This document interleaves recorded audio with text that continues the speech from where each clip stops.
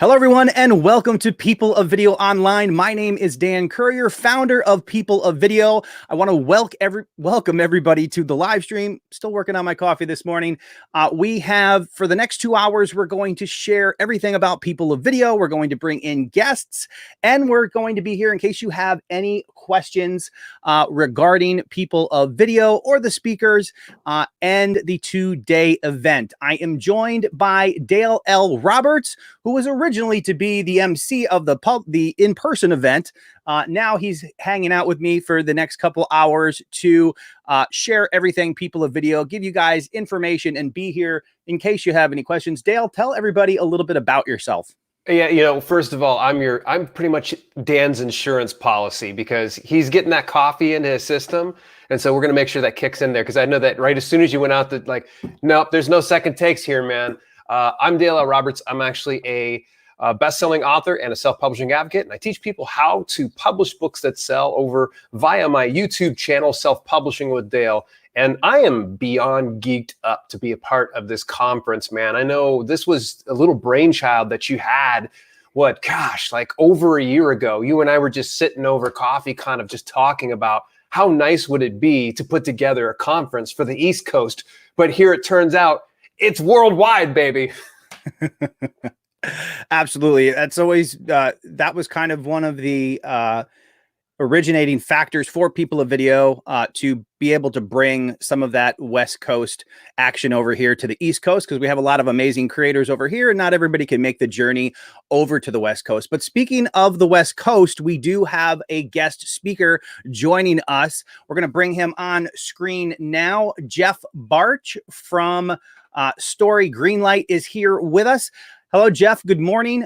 Yep, there you go. Yeah. I didn't want you to go on a roll.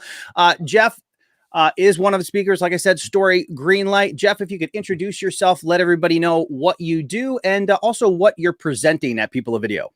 Sure. Good morning, everyone. I'm looking at some of the comments, and someone says it's 1 p.m. It's 1 p.m. with Danny Hatcher. Where are you, Danny?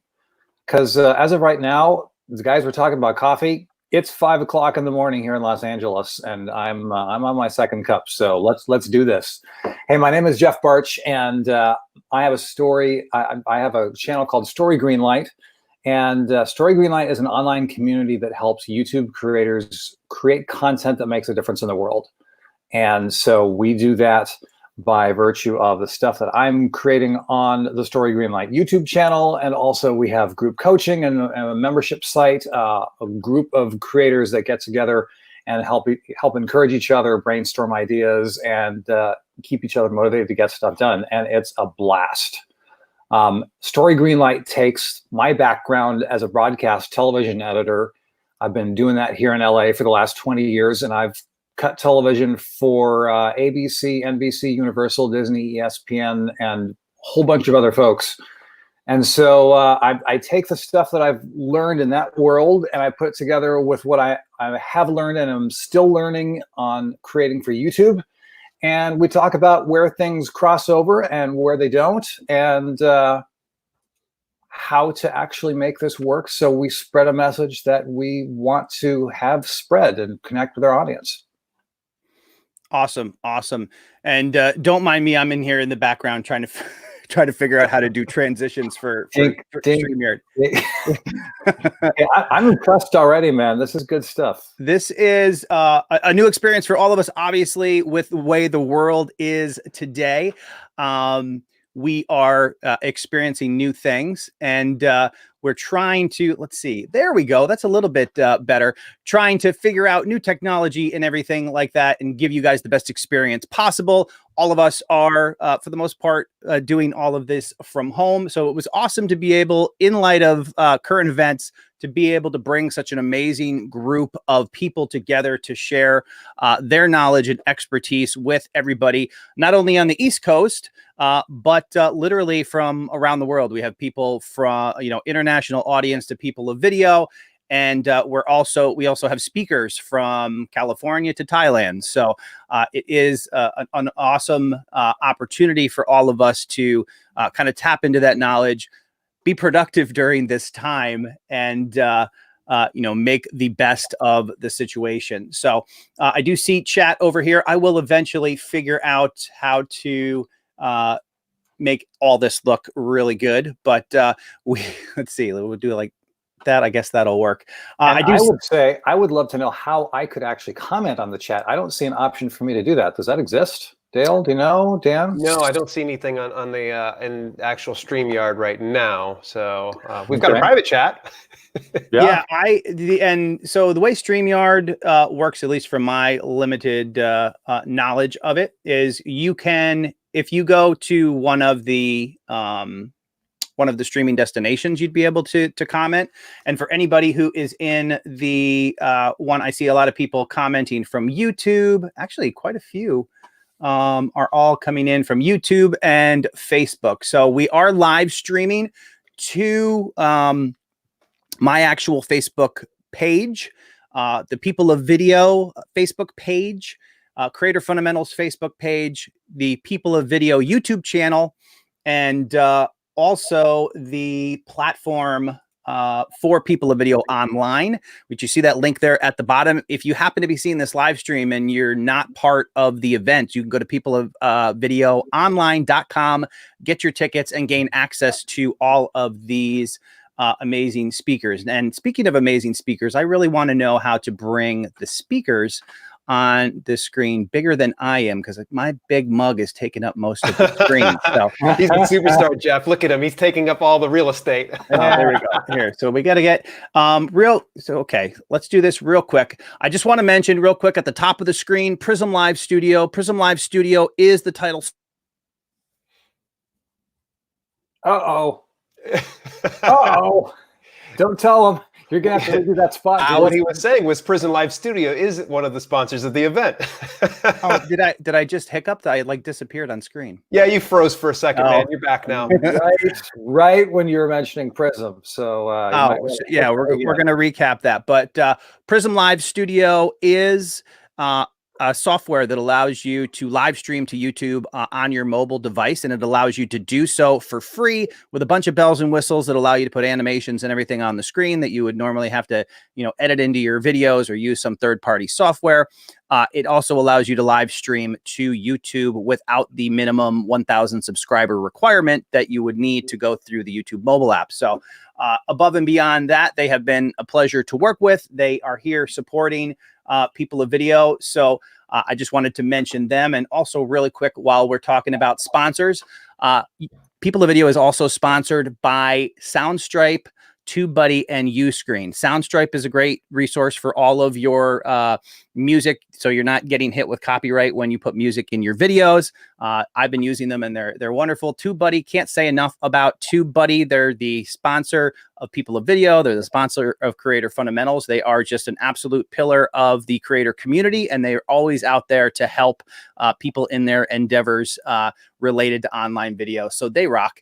And last but certainly not least is Uscreen. Uscreen was one of our sponsors prior to pivoting to an online event. And it just so happens that Uscreen is for online events and paid video content online. So that was a natural fit. We were able to pivot to one of our sponsors and actually bring you People of Video in an online platform. They've been wonderful to work with as well. Very intuitive interface that allows all of us to come to you like you see here. So we are going, I think we're getting the hang of this. We're going to come in here and remove that. Okay, that's good. And then if we all go, we're all the same size on the screen. We're making progress. And then I think if I do, let's see, does that move us? That moves us down even farther. Perfect. We're getting there. We're doing this. Cool. Gonna jump in the chat. Let's see. There we go. I was over on Facebook Live. I think Dale and I were the only ones in the chat. Yeah, it's interesting. There's the most of the crowd that's out there right now is on YouTube. So we're starting to get a little traction over there on the People of Video YouTube channel. It's good to see everybody joining us here. And please, if you get the opportunity, share this via your favorite social media outlets, be it Twitter, Facebook, Instagram, Reddit, and also feel free to tag one of your favorite creators. Speaking of favorite creators, Jeff, let's go over to you. I know that we've got to talk with you later on. It's not later on today. People can watch it right now, I'm assuming. Could you give us a little bit of a synopsis on what people can expect from your presentation? Sure, absolutely. There's a lot of information floating around on YouTube about how you can get people to notice your content, and how you can, how you can put together the most amazing headline, the most amazing eye-popping thumbnail, and you can even do all your tags and everything, which of course YouTube doesn't rely on nearly as much as it used to back in the day. So you can get all those things, but then once people get to your content, then what? A lot of us have experienced people clicking on our content, and you look at the audience retention graphs and it goes ding, ding, ding, boom, got that hockey stick going on, and then you get your loyal crowd that hangs out for the rest of the time. But the question is, once people see your stuff, how do you get them to stay there? How do you get people to actually care, to watch more of it, and to say, hey, this is cool, this is what I want to see, how do I, and how I can't get enough of it. So that's the question. How do you get people to care about your content? So that's the big question that I dig into in my presentation. And I'll be straight up, just like I was saying in my presentation, like there's no one single answer for this, but there are some big ideas that I dig into on how we can actually connect with our audience and make them care and really build a human connection, which, human connection, that's what we're all about at People of Video too. Yeah, for sure. Absolutely. And speaking of making human connections, we had an awesome opportunity last night to make some human connections. We all were able to get together via a Zoom call and try something that I personally had never quite experienced before. And that was the opportunity to basically do a networking session online. We talk about the value of conferences and what you learn in the hallways and the relationships that you form. And we were able to bring, I think it was like 45 people together in a Zoom meeting, and then do little breakout sessions of like 5 people at a time, and give everybody the opportunity to interact with people on a smaller scale, so we weren't all talking over each other. And I would say that was the first time I'd ever actually been in a Zoom breakout room. That was pretty cool. They keep adding these features. Yeah. That's pretty sweet. Yeah,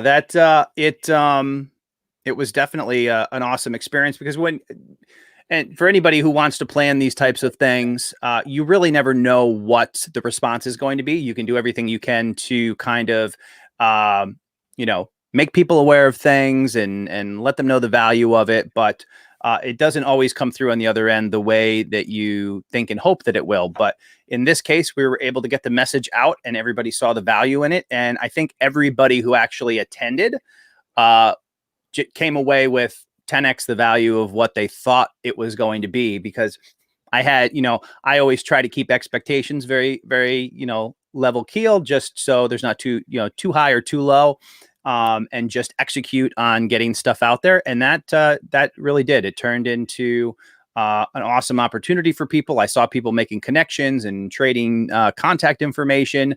And thank you to Cassandra Thompson, who kind of led the charge on that and provided the idea of her networking naturally, and still being able to do a networking event while we are what I call distant socializing. It was an amazing thing, and as Jeff was kind of saying before too, was I'd never been in a breakout sessions, and I'm kind of a half introvert extrovert.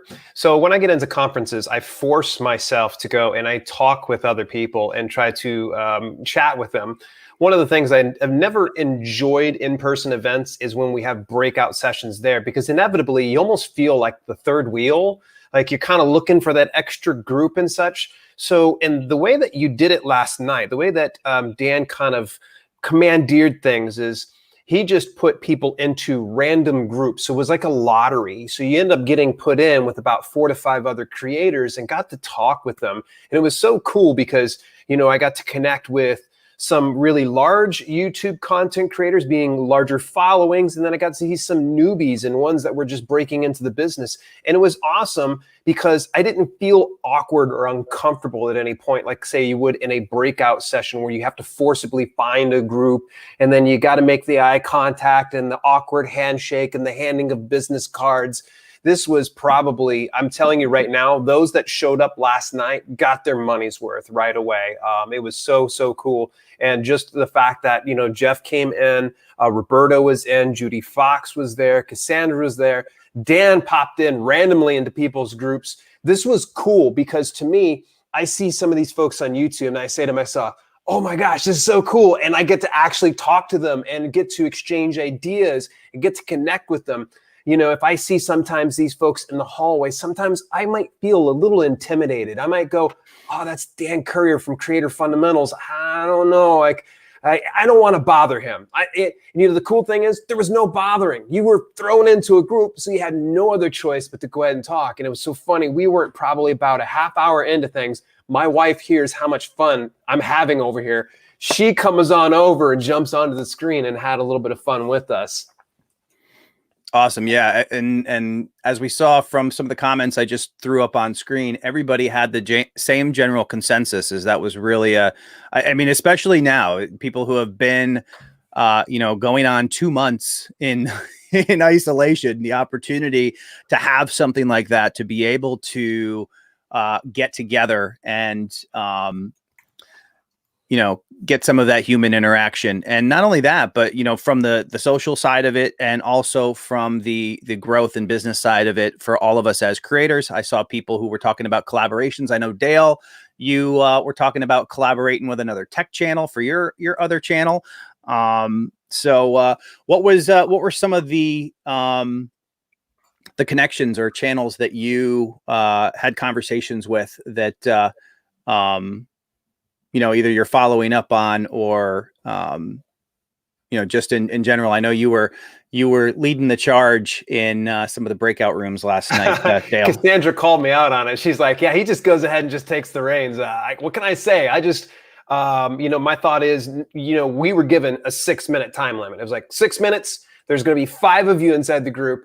So I didn't want to all stare at the camera and go, well, who goes? No, you go first. No, you go.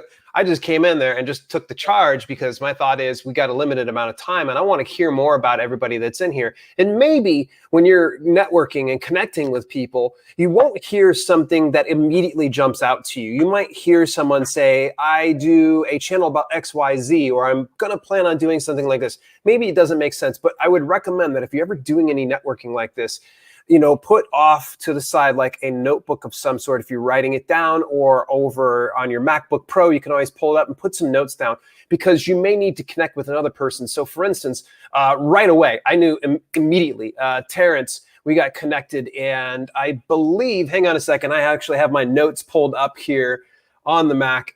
Terrence Moorhead, he actually has a tech channel called Inside the Lab. And I'm like, wait, hang on, what kind of tech do you do? And he says he talks mainly about PC.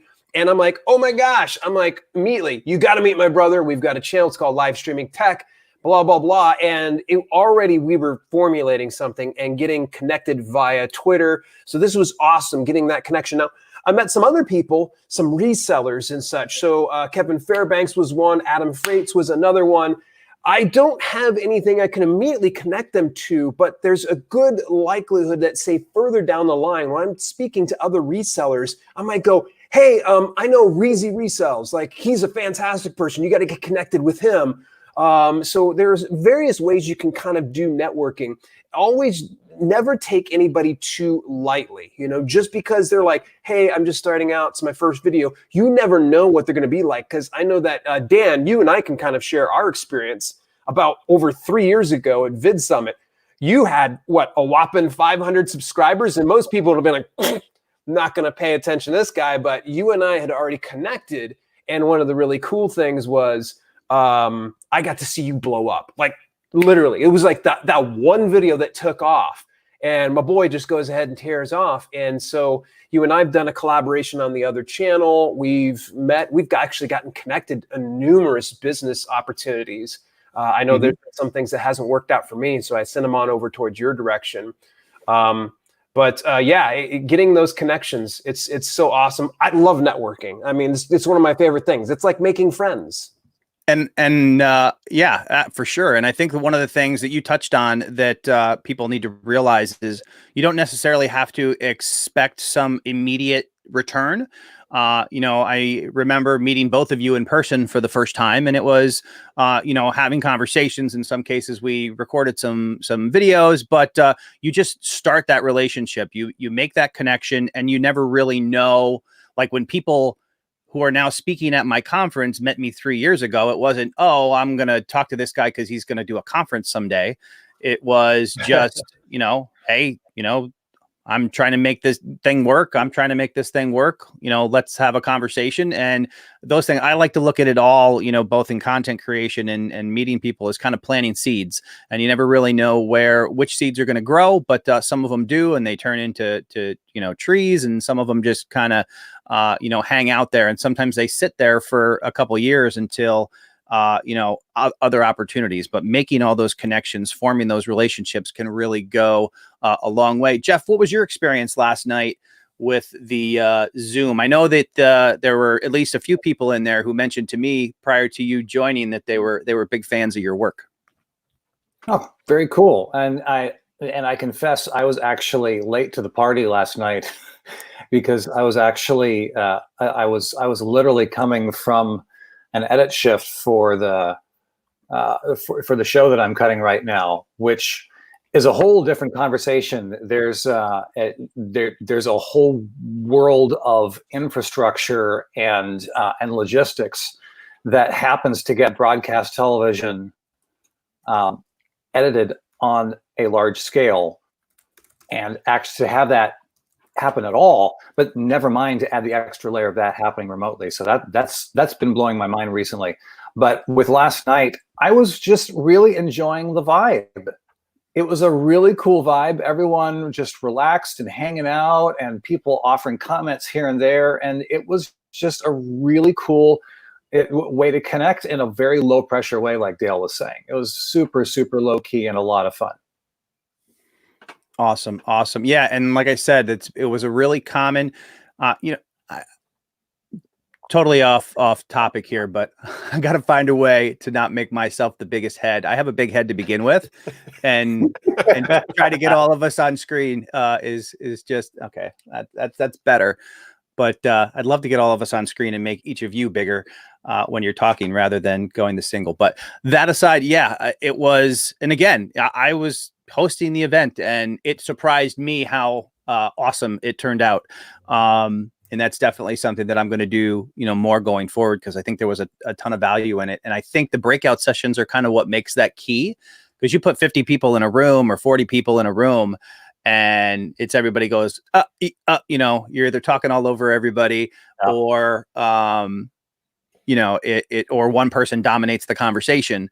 And with the breakout sessions, it gives you a fresh set of faces, a time limit, like we did 6 minutes a piece for 5 people, which basically gave everybody a minute to go around the room and tell everybody a little bit about themselves. And in certain cases, like in Dale's case, 2 people go, hey, I do tech. Hey, I do tech. And then there's a natural relationship there. Plus, it's a great way, especially for introverts out there, to get involved in that networking and being able to interact with each other. And that time limit kind of helps people. Again, because some people limits on things, keeps things contained. Some people can talk forever about a topic, and other people are more reserved. But if you're like, okay, you got 60 seconds, now it's your turn. It gives everybody an equal opportunity to share stuff. And that was really a big goal for us last night, and when I talked to Cassandra, when we first had this idea to do this, it was because originally her session in person was going to be right as registration started, which was, hey, for anybody who's never attended a conference, let's give people the opportunity in a low pressure situation to learn what it's like, how to make the most of it, and how to use that to make more connections and get more value out of attending conferences. And I think we achieved that last night by putting people in those little smaller, pods or breakout sessions. So I think that turned out really well. And it was fantastic to see all of you, all of our speakers actually participating in the event. We had Dale was there, and Meredith was there. Jeff, of course, was there. Roberto Blake, and Judi Fox, and a few was there. Yeah. Andrew Can, Ross Brand, Todd.live. Yeah, just a ton of people were there, and it was everybody. Eddie Garrison. Yep, Eddie Garrison. And this is fun. Let's keep name dropping. I know, right? But the point is, when you put everybody on a screen, everybody is just, one more square in the big Brady Bunch puzzle. Yeah. And which is exactly how it should be. And one of the things that I don't really talk about, but the people that I reached out to speak at People of Video were based on actual human interaction that I had with them. And, not just talented people, but good people. And everybody proved that by, showing up and making time, even though I know a lot of people have really busy schedules. And when you're trying to grow something, there's a million things to do. But at the end of the day, just coming together like that and just talking shop, I think is really valuable for everybody. So and I will say, the way it happened for us, Dan, like we actually met at Social Media Marketing World randomly. You were standing there holding a beer. Hey, that's my move quite often. And I'm like, you know what? Hey, I know Dan. I've seen some of his stuff. Let's go say hi. So it was, and that's really just how it started, and it was very cool. Yeah, and for me, it was the exact same thing. I'm like, hey, that's Jeff Barch. He was the guy that I just saw on Tim Schmoyer's channel, coming up and saying hi, that he's watched my channel. So it was mutual for sure. And that's also a funny thing, because I think one of the things that people kind of, when you see somebody on your screen, you develop this kind of, the same way you see somebody on TV, you're like, oh, that's somebody on the screen. And, whether you're, a big fan or whatever, it just changes your perspective or perception that they're just another human.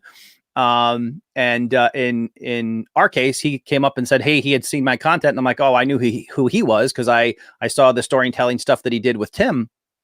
And those are the kind of things, those barriers, those self-imposed barriers that we put up by thinking that, oh, that person's on the screen and I'm here at home, that we kind of change the reality that, hey, we're just both humans that are trying to build and grow something, whatever that is. And that's, I gotta say, that's one of the big things that always happens to people where, like, my background is in television editing. You'd actually said, who had actually said there? Was it Urban Explorer? One of you guys up in the chat had said, didn't know that Jeff Barch was involved in news production. And actually, one of the things is, there is news production, and there is and then there is the regular, just like post-production of TV and movies that are done, and you spend weeks or sometimes even months working on this stuff. But I'll tell you something that actually happens a lot when you're in that world is, you stare at people's faces and you get to know their habits. You get to know, like, yeah, this one guy, if you are ever to meet him in person, or her in person, you can walk up to them and say, I know why you twitch your eyes like that. I know how often you breathe between sentences. And they're looking at you like, what kind of creep are you? And but that's just kind of the nature of the beast, because in film and television, you have this very polished, very highly curated version of everything that goes out. And one of the things that is so refreshing and different about YouTube and live streaming and everything is, you get real people. You get the real deal. It's much harder to hide behind an army of, well, in my case right now, the gig that I'm on, it's 30 producers and editors working on the same show to deliver an hour of television to NBC every week. So it's a very different thing. Number one, if you are in that editing scenario, to ever meet someone that you've been staring at their face for weeks and weeks, just like, you got to be careful what you say, because otherwise you just sound like a creeper. But yeah. Yeah, I can imagine that that's the case. And that's, you bring up another important part is that I think sometimes to that degree, people often get a little too Bowing obsessed with down to the person on the pedestal.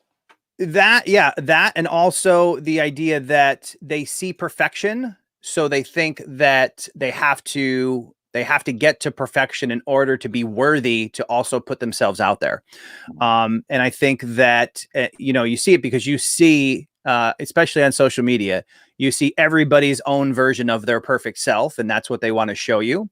But the reality is that they are just humans. You just don't get to see, you don't get to see me driving in traffic and the things I may or may not say to other drivers that I don't agree with, because that doesn't fit my brand. Right. But you're only seeing a very small percentage of that individual. And from the creation side, it's important to know that everybody is human, everybody is flawed, and I don't ever let, we say perfect is the enemy of good. Don't let what you're seeing as the finished product from a lot of people convince you that you can't do what they're doing. Because I think, Jeff is editing for NBC and we see, hey, everybody's on TV. I think in the next, 5 years, you're going to see a major shift where online video content, and in some cases it's already, it's overtaken it, but it's going to be on a level playing field to what you see on television. There are also some massive, awesome produced stuff that's internet only. And I think that's where, content in general is going. And we have the luxury on YouTube and online video to kind of work our way up to that. We can be that more natural version of ourselves, and not that your goal is to be fake, but as you go, you learn and you develop those skills to get closer to whatever it is your idea of that finished product can ultimately look like. And I will say one of the biggest things that I have learned along the way is, as you put in the reps, as you create the video and as you upload and you hit publish, you do it over and over and over again. One of the things that it's easy to get kind of bummed out about is, man, you look at the stuff that you did at the very beginning and you're saying, what was I thinking? And you're going, oh, please don't watch that. Watch my new stuff, please, because I've gotten so much better. And the thing to remember is, we're all offering the best version of ourselves that we can as we do it. This happens to everyone. This happens to every person, bar none. And the fact of the matter is, when you grow, if you were to look back at your stuff a year ago and you were to say, perfect. I mean, it's not that that's a bad thing, but if you look where you are today and you look at yourself a year ago and you say, that guy had no clue, that's an amazing sign that you are learning and growing. So take that as a positive, take that as an encouragement. That's something that, and it's easier said than done, for sure. Right. And I get, because of the type of content I do, I constantly have people that ask questions like, well, should I get rid of those old videos? And to me, I wear my old videos with like a badge of honor, with the idea that I can look back and see how far I've come. When I started Creator Fundamentals, I already had another channel and I thought I knew what I was doing. Those videos are horrible in my mind now, but I leave them there because it's a great way to see your progress. And everybody's first videos, I would say anybody who's committed to this, they're going to look at their first videos and see things that they can't believe they thought were good. And, some people who are even more polished, you may not even notice the things that they see. Like for me, you watch an old video and there's a hiss in your audio and just little things like that as you continually try to develop. But I'm not saying that's the only thing wrong with my original videos. They were a little bit of a train wreck on multiple levels, but that's the point. If I can just break in something really personal that I don't really like, that I was just noticing recently. I spend my entire day inside a darkened room by myself with a computer making TV. That's that's on the surface. That's what my career is. I don't get a lot of sun. And so when I'm appearing on camera, my skin tone is super, super pale. And so what I ended up doing for a while in my videos was I would crank up the color saturation on my skin so I don't look like a ghost. The unfortunate side effect of that was some of these videos, you look at my mouth, it looks like I'm wearing lipstick. And this was before I learned about secondary color correction in Adobe Premiere. And like, you can just select, just this color right here and just take that puppy down. So it looks like I'm not like wearing lipstick, because that's not my thing. That's, that's not my brand. But to me, that's one of those things that becomes a little personally distracting. But it's just another idea of, this is how we learn. This is how we grow. This is the things that we learn along the way. Yeah, it's crazy. I discovered saturation, I think it was like last year. And on one of my secondary channels, I was like, we're going to go ahead and kick up saturation a little bit. And I looked like an Oompa Loompa, and I was wearing lipstick. Yeah, it was pretty bad. You've got problems with saturation when you've kicked it up just a little too much and you look like you're wearing lipstick and you're not. Yeah. So I can definitely relate. I know my first videos, I was doing a green screen.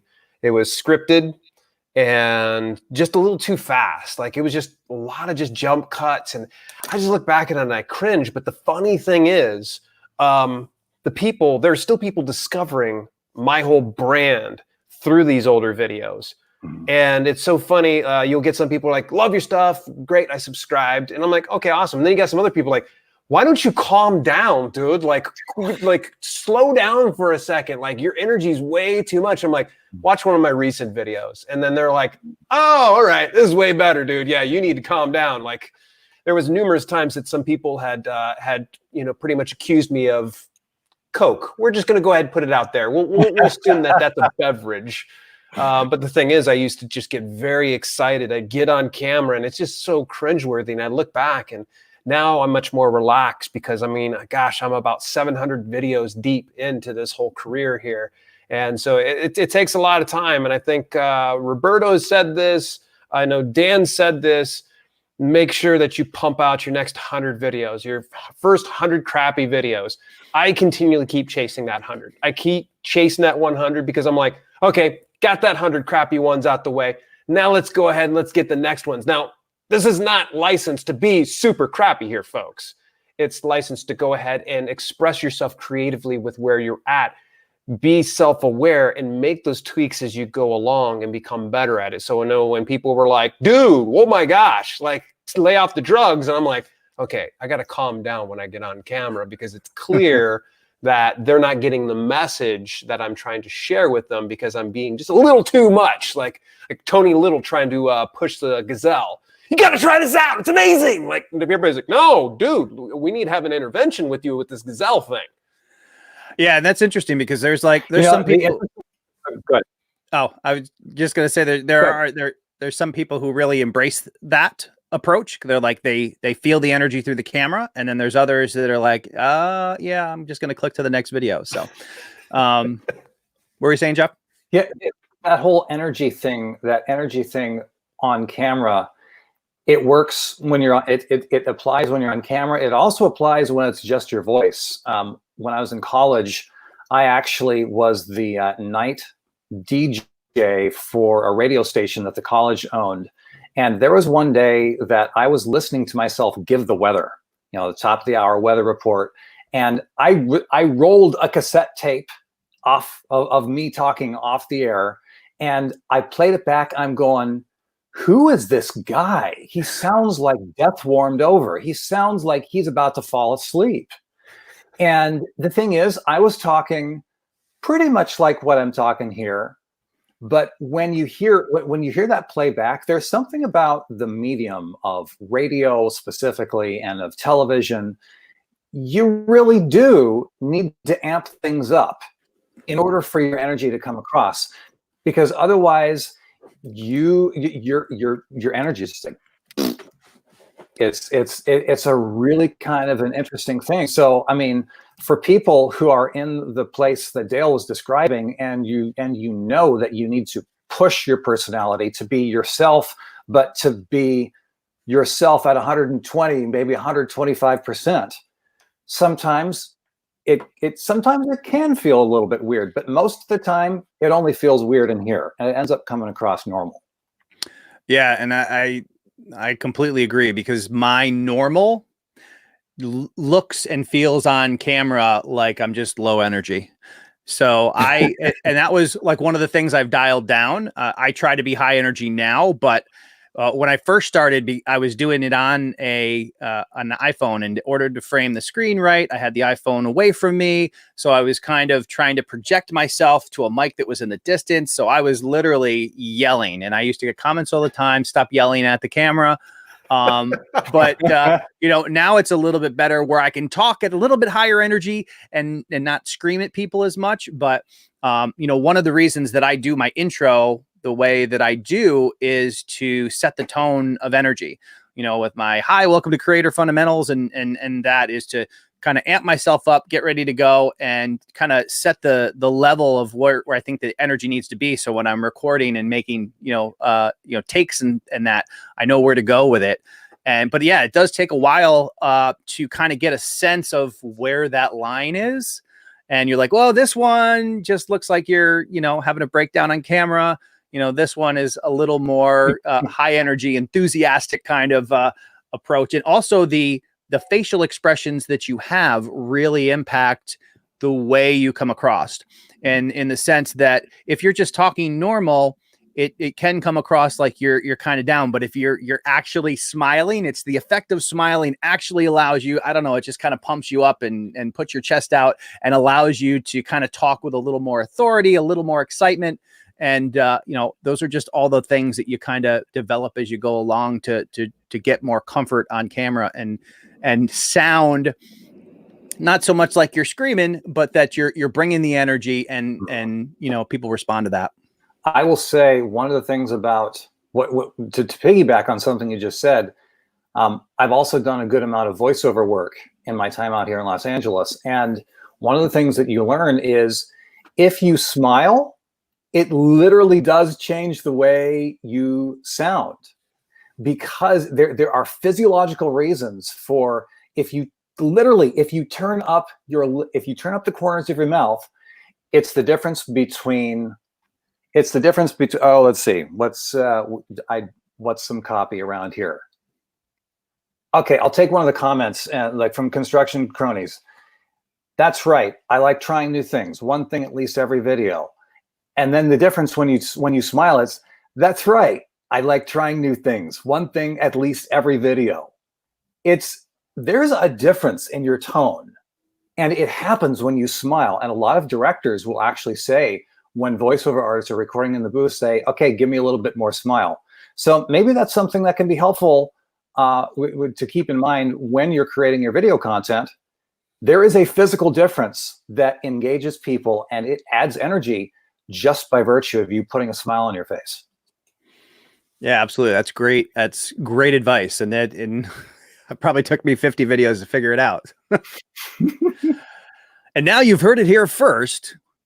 Yeah. So one of the things that has helped me out when it comes to speaking is studying the people that I enjoy most.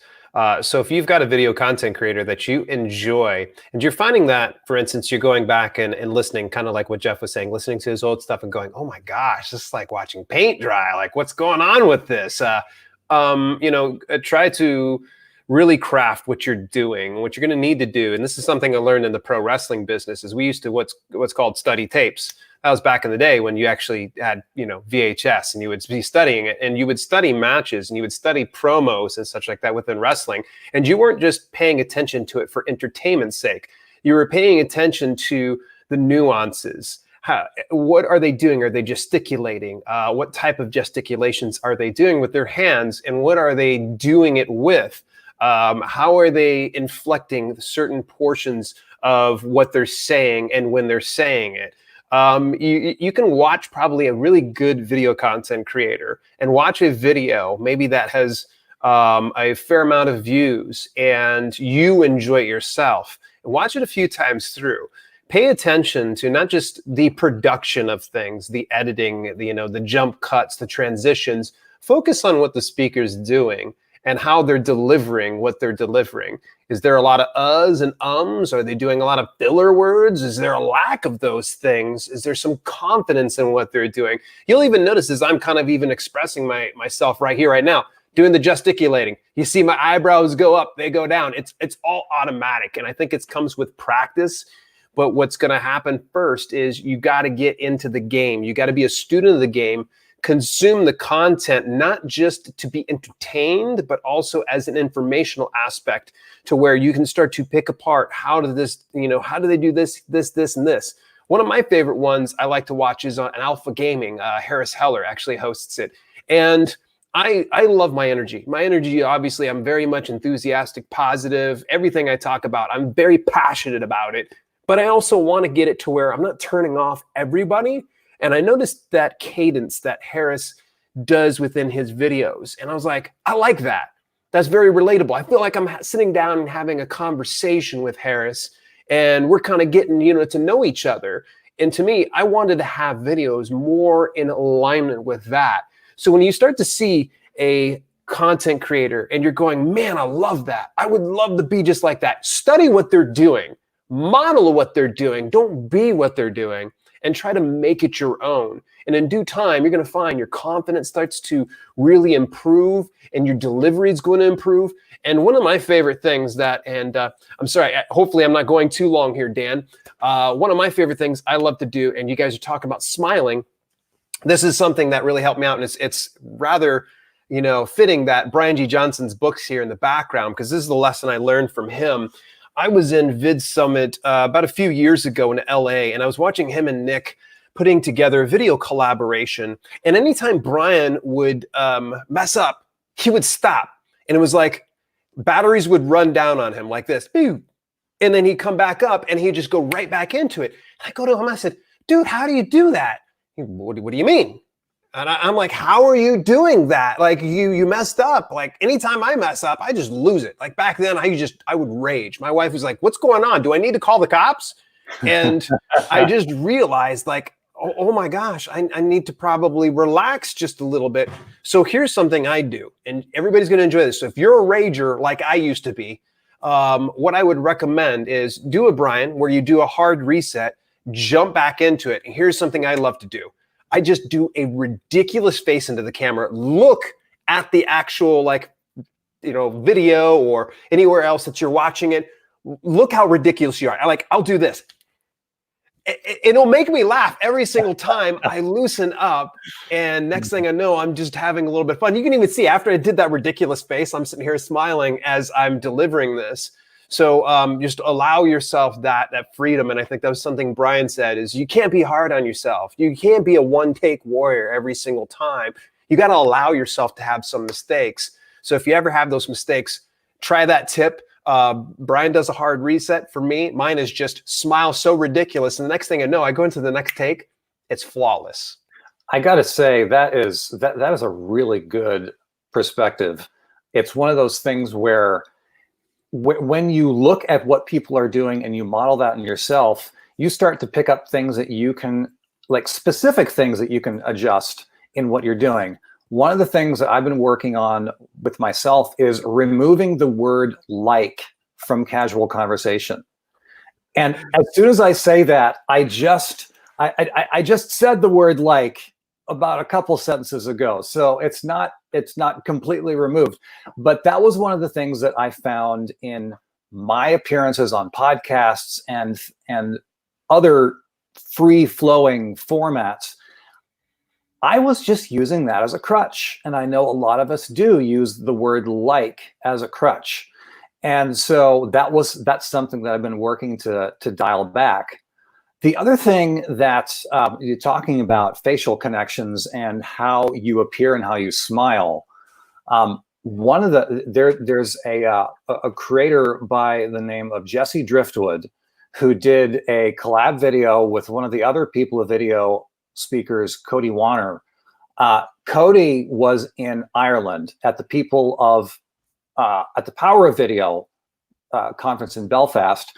And he and Jesse were hanging out, and Jesse was talking about how to be the best version of yourself on camera. And he says, imagine what you're feeling like if you are across the table from your best friend on the entire planet. How do you feel? How do you talk to each other? And that's the first step. Get that frame in your head, and then work on being that person more often, such that when you get in front of the camera, you can be that person in an instant. And I will tell you, just the way that idea was communicated just really clicked with me, really resonated with me. And I've literally come to the point where before I start my first take on any video, I literally imagine that this dot right here, or whatever the camera is my best friend who I haven't seen forever. I'm like, it is so cool to see you. Dude, we got to hang out. We got to spend some time. I am so glad to be here with you. I take that energy and I put it into what I'm doing. And the difference has been amazing. Awesome. Awesome. And one of the awesome things about doing the online conference is the behind the scenes stuff, which I am currently working on. So back the curtain, dude. What you working on? I am obviously the founder of People of Video, and I'm also customer support. All in all, I would say 98% of this has worked out well, but there's like some gremlin in the email world where people didn't get the email with all the information. So people are a very small percentage of people have been reaching out to me saying that they didn't get their email. And I think some people that ended up in their spam and they may not be able to find it. If that happens to you, one, you may have stumbled upon this, but this is also going live on the People of Video Facebook page. So if you are listening and you didn't get your login credentials for People of Video, email info@peopleofvideo.com and we will take care of that for you. That's actually what I'm fixing for somebody right this moment. So catching up in the chat here real quick. And Dale, while you're looking at that, Dan, Dale, can you where is the Facebook? Where is the Facebook venue right here? In the CMN, the Courier Media Network? You have your It own is network, on facebook.com/peopleofvideo, and you should be able to see it in the video section. Okay, I'm going to go there right now. Yep, there's the Facebook one, and there's also YouTube. As you can see, it's popping over there. It's great to see everybody. Yeah, poor Dan. He's trying to wear many hats at once, and he's already got one on top of his head. But this is fantastic. For like 2 minutes, I'm going to see if I can make YouTube bigger on screen by removing my face, and then I'll fix this, and you two can chat. Let's see how this.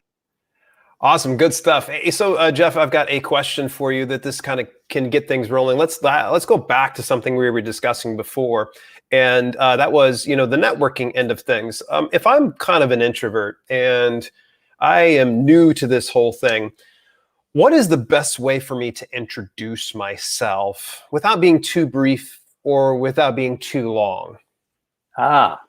That requires that you know yourself and that you know what you're all about. And if you're just starting out, that can be an element of insecurity. It's like, well, I'm trying this YouTube thing. I don't know everything about who I am and exactly who I serve.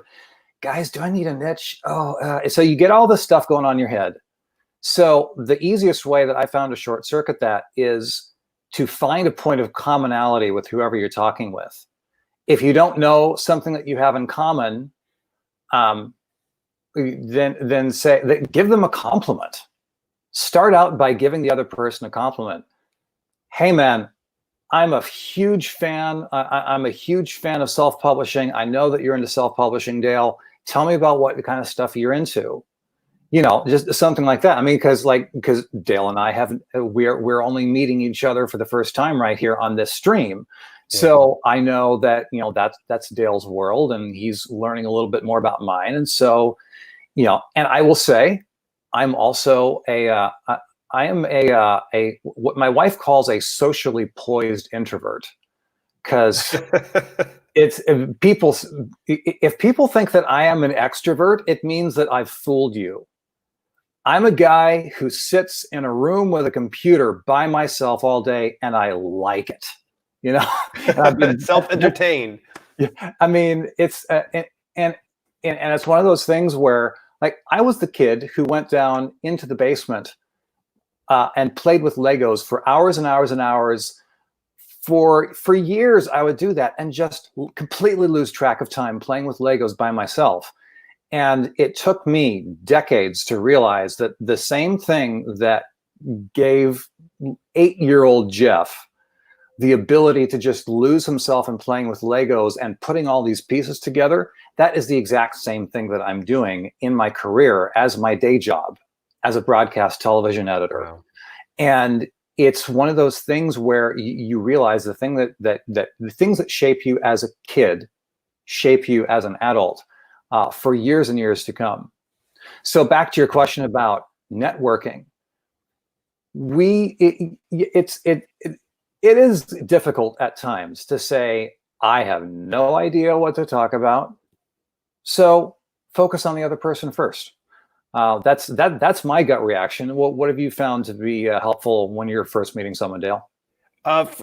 See, I'm a bit of a ham. I get along with just about anybody. I'm introverted at times, but extroverted as well. It just really depends on the occasion. What I would recommend is when you get with people and you don't know what to say, Jeff brings up a really good point. Be okay with saying, I don't know what to say, because right away people can connect with that instead of babbling on and on about X, Y, and Z. And, and my mom took me over to there, and like next thing, like, what are you talking about your mom for? Like, why are you telling me about all this stuff? You're just meeting a person for the first time. So one of the things you can probably do is, you're new to networking, you're brand new to things. Let's say you don't even have a video content creation strategy of some sort. There is your commonality. You know what? My name is Dale Roberts, and I am brand new to this stuff. And I'm going to tell you, I'm super nervous, but I'm hoping that I can kind of meet some people that can help me out with this whole video content thing. Like, where do I start? So I'm just going to kind of pick some of your brains as things go on. Be okay with being transparent because people will be able to connect with you so much easier than if you were to go, my name's Dale, and yeah, I got a YouTube channel, and it's look at the time, gotta go. Right, yeah. People become very bored. Just come straight up. Hey, look, I'm nervous, super nervous right now. I am brand new into video content, but I really would look forward to learning some stuff. And I think if you can kind of implement what Jeff said, is ask a question of people. People love to talk. I mean, people love to share about themselves. So this is one of the reasons why I enjoy doing video and even say interview type segments like this with Jeff, where I'm going to hand another question to him here in just a second, I'm sure. And that's asking questions of people, because people love to share. And so that's going to be the thing, is if you find it very difficult on knowing exactly who you are and what you're doing, one of the easiest ways to do it is to craft it. Now, let's look at the other end of things here, Jeff, is the extremes. You know these people. They're the ones that dominate the conversation, and there's 6 other people waiting in line to share exactly about themselves. Yeah. What about those people that overshare? How can they get that down to an elevator pitch? I will tell you, we've all experienced being in conversations with that person. Sometimes we are that person. And one of the things that, the first thing that comes to mind for me is practice your elevator pitch. Mm-hmm. There was a time when I was driving on the freeway. I was driving from LA down to San Diego. That's about a 4-hour drive, 5-hour, depending on traffic. And I said, okay, I'm literally going to sit here in my car as I'm rolling down the freeway, and I'm going to imagine someone coming up to me and say, hey, see, your name's Jeff. Who are you? What are you into? And I said, And so I think about, okay, what would I say and how can I keep that as succinct as humanly possible? One of the things that we talk about in the editing world is the incredible power of keeping things short. Succinct is powerful. And if you find yourself in a position where you are the oversharer, a lot of that happens from nerves, when you don't know how to rein yourself in. You're like, oh, and then this, and this, and this, and this, and this, and this, and this, and this. But when you have that practice put in, when you put in the reps, all of a sudden you go back into that, you go back into your practice and you say, hey, my name's Jeff. I have a YouTube channel called Story Greenlight. It takes my background as a broadcast television editor here in LA, and it helps YouTubers create content that makes a difference in the world. And the next thing you know, That was good. boom, you have your pitch. Bam, just like that. So when you make that first impression and you say, and you let people know that you have an idea of who you are and what you're about, that's a great place to start. Yeah, absolutely. That was a very good tip. And by the way, folks, look like a crazy person. All right, go drive. You don't need to go from San Diego to Los Angeles or back 4.5 hours. But even, let's say, if you're going to the store, practice at that time. Most people probably think you're singing in the car anyways. This was something, again, kind of going back to my pro wrestling experience. I used to practice promos inside, my truck, and people thought I was crazy because I'd be screaming at the steering wheel. Okay, sorry. You're going to have to tell us more about pro wrestling, because this is the first time I'm hearing about this. I totally interrupted you, but keep going, man.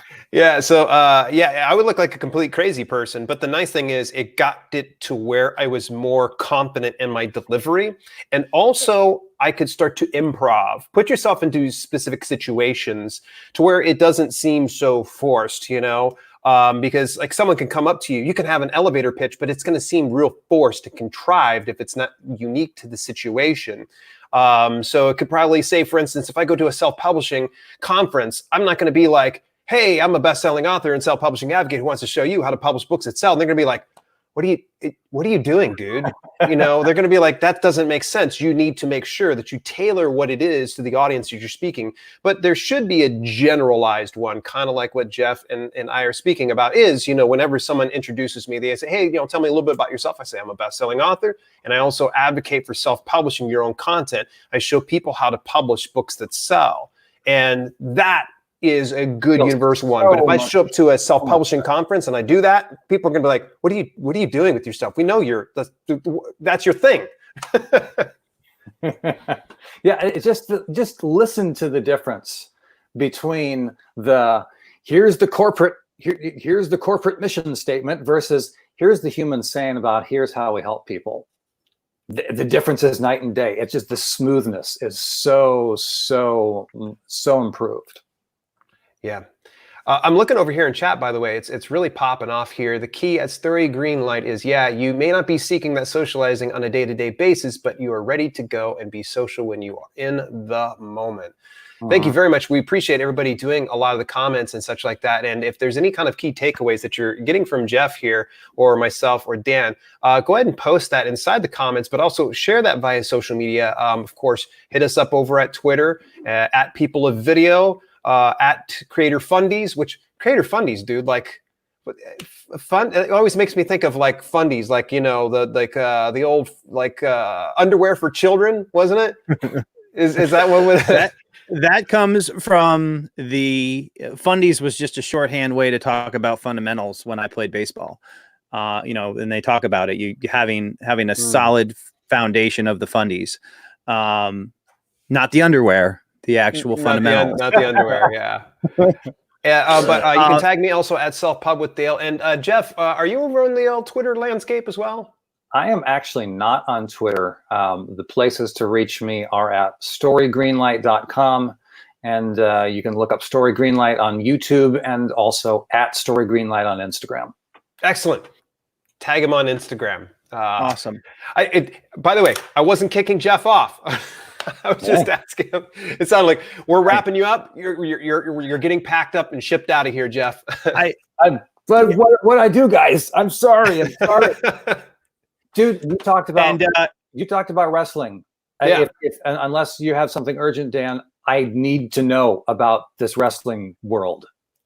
I started pro wrestling in 2002. I ended up training up in 2006 in Calgary, Alberta, Canada, underneath Lance Storm, a former WWF superstar. And from about 2006 to about 2008, I wrestled full time on the independent circuits and such until pretty much my back said I had enough, and I had to undergo a second surgery. And I said, "Deuces, I'm out," because once you have one surgery, yeah, it's enough to put the fear of God into you, and even if you don't believe in him. Yeah. Oh, dude, that's who would have known? This is not something that would normally pop up on your bio, I'm guessing. It's not too often. Every now and then I get a random interview where people will bring up the whole pro wrestling thing. It's easy for me to relate back to pro wrestling because of some of what I've learned about being on camera. I learned from there.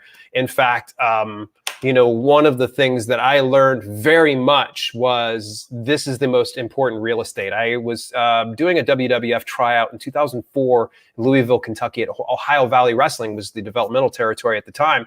And one of the things that Vince McMahon was sharing with his employees and the people and the trainers that were passing on to the people they're training like me was, this is the most valuable real estate that you have. Never take for granted what you have here. Never cover it up.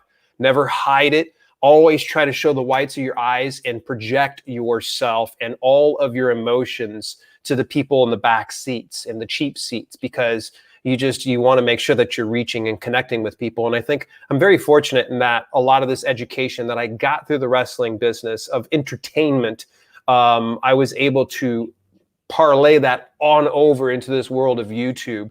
Unfortunately, if you do watch my old videos, you'll see that I am super over the top. Like I really was just like, whoa, hang on a second. That's a little too intense. You're sharing about book description. It sounds like you're going to go into a fight with somebody. Striking the balance. Crazy. Yeah, absolutely. But yeah, I'm very fortunate, the pro wrestling background that I have. Thank you very much for asking. I have a lot of friends that are in the business, and some of them, sadly, because of the world that we're in right now, aren't employed because obviously they can't go out and wrestle. For some reason, social distancing, you can't lock up with somebody in nothing but spandex and boots and get away with that. But a few people on the bigger time, like WWE, are still able to get some employment and get some work. So that's definitely good to see. But yeah, I'm very fortunate to be in the position that I am. That's very cool. Yeah, I don't think the pro wrestling circuit translates well to the Zoom meetups. Yeah. No, not at all. Not at all. It'd be fun. It'd be fun to see that, though. Yeah, two people wrestling virtually. That was amazing, hey, Jeff. Please do that. And again. I just want to say, Jeff, that's there you go. Maybe it could work. Maybe that's a whole new genre. Yeah. You know what? If I could take the conversation another direction, one of the things that has always stuck out to me that has an interesting parallel on YouTube is kind of triggered for me with this mug right now. Like this is I've only had my second mug of coffee today. It's currently just after 6 o'clock on the East Coast, on the West Coast here in California. I edited for this show called On Air with Ryan Seacrest. It was a daily variety news show. They were trying to be the Tonight Show meets Ellen, but with Ryan Seacrest doing the hosting. And so it was that, and it ran for I forget how long it actually ran. It just ran every day for about a year and a half, I think. And one of the things that my main role at that show was to edit entertainment news. And one of the things that basically my day would be, I would show up into the post-production complex, and I'd get in at like 7 in the morning. Cancel that. I don't say the word like in regular conversation anymore. So backing up, I would get into the post-production complex around 7 o'clock, and the producers would hand me a script. and I just go to work on whatever footage they put together. It would go down to the producers. They'd give me notes. I'd change it. I'd have to be done with that piece and maybe another one by 11 o'clock. And that would be fed down to the studio where Ryan and all the other guests were.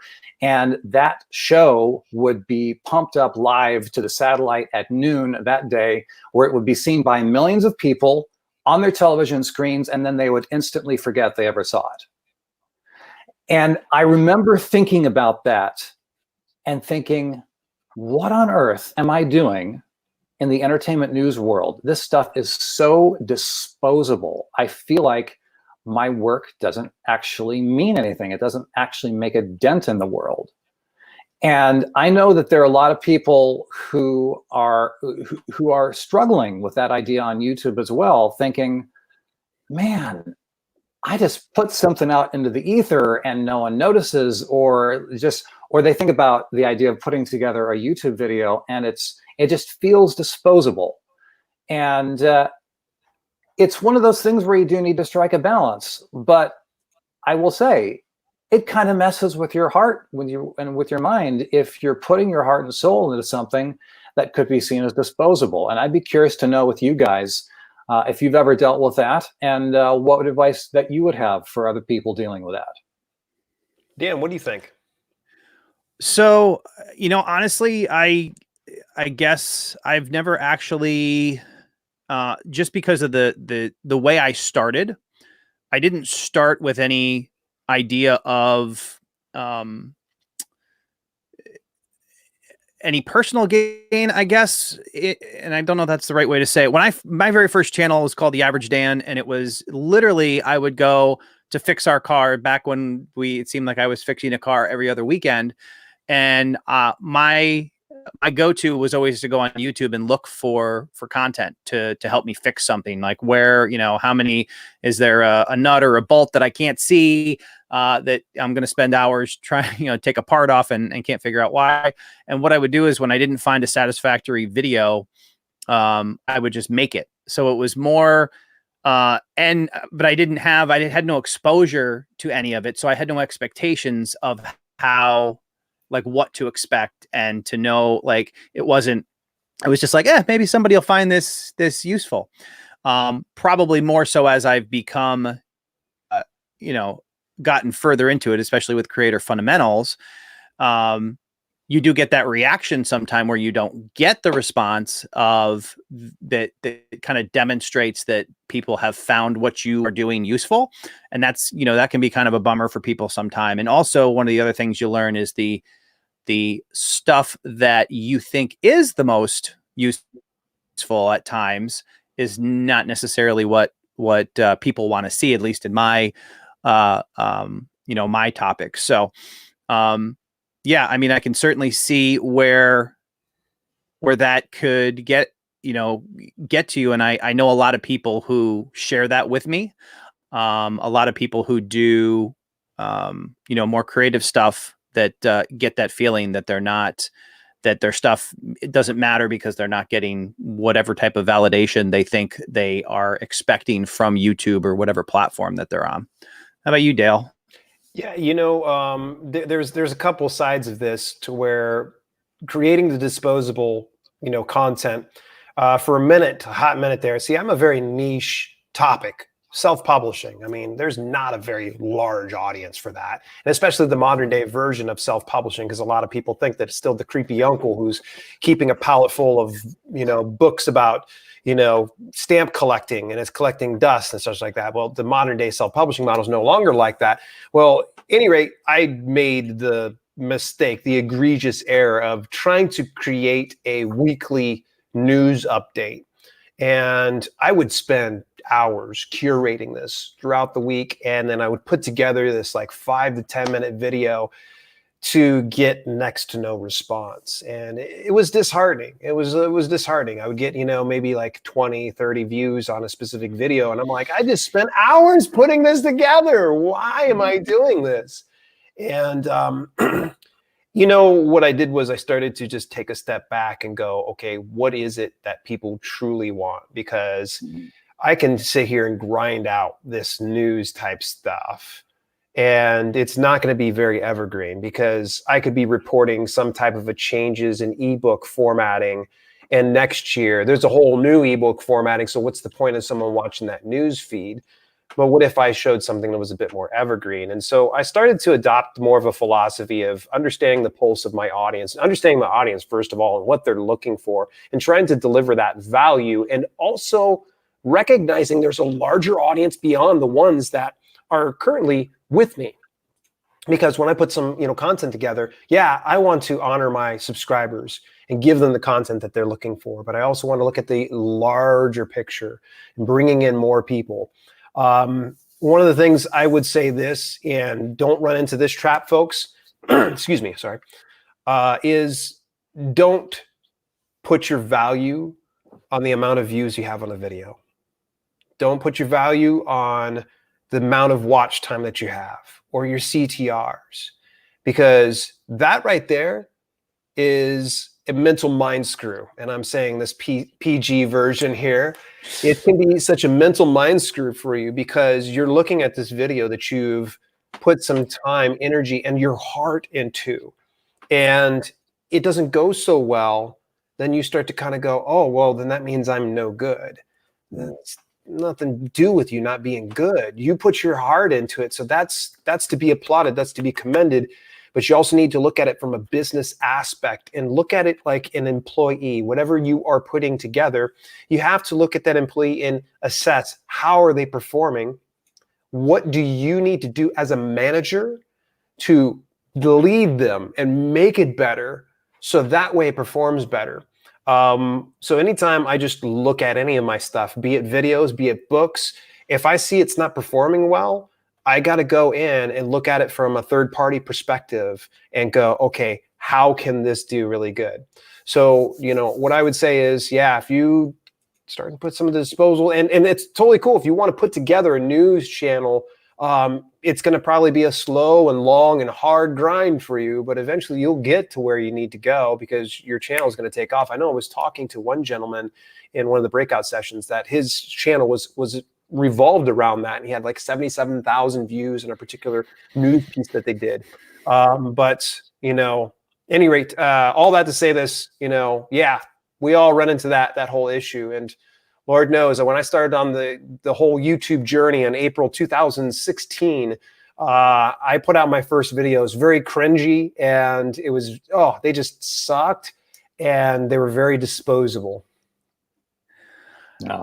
And I think that kind of touches on the bigger, like, one of the things that I see, I believe that success on YouTube is 90% mental. It's all those mental challenges that we run into, and it can be different for every people, or for different types of people and every type of content.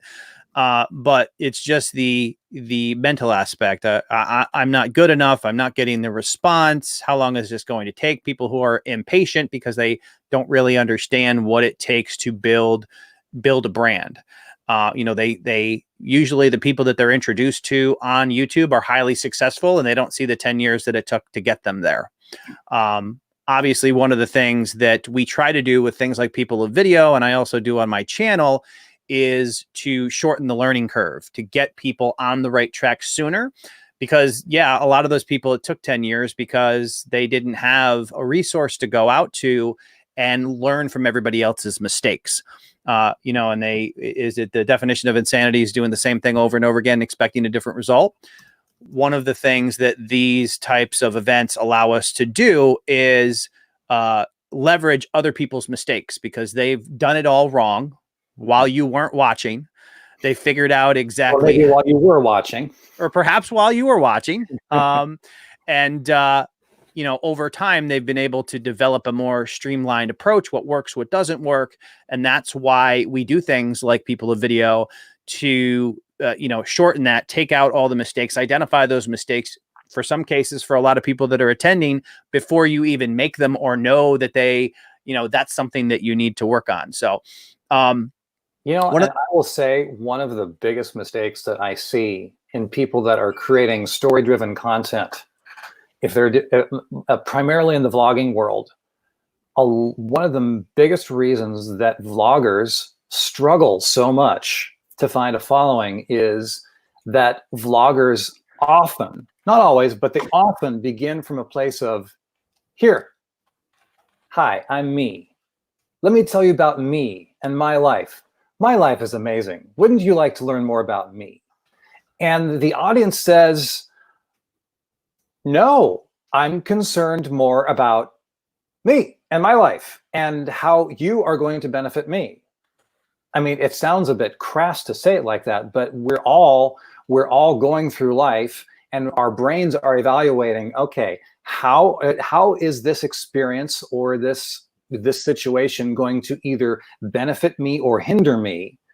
And so when you come across a vlogger who's saying, oh man, you wouldn't believe what happened to me, and this is all about me, and my channel is all about me, and the audience says, unless you have an amazing and engaging personality and you're doing outrageous, crazy stuff that makes me, the audience, laugh or makes me feel entertained, then we don't care about you and your life, which there's a balance to be struck about that. The question then becomes for the creator, how can I bring value to my audience, even as it's framed around my life and what I'm engaging with?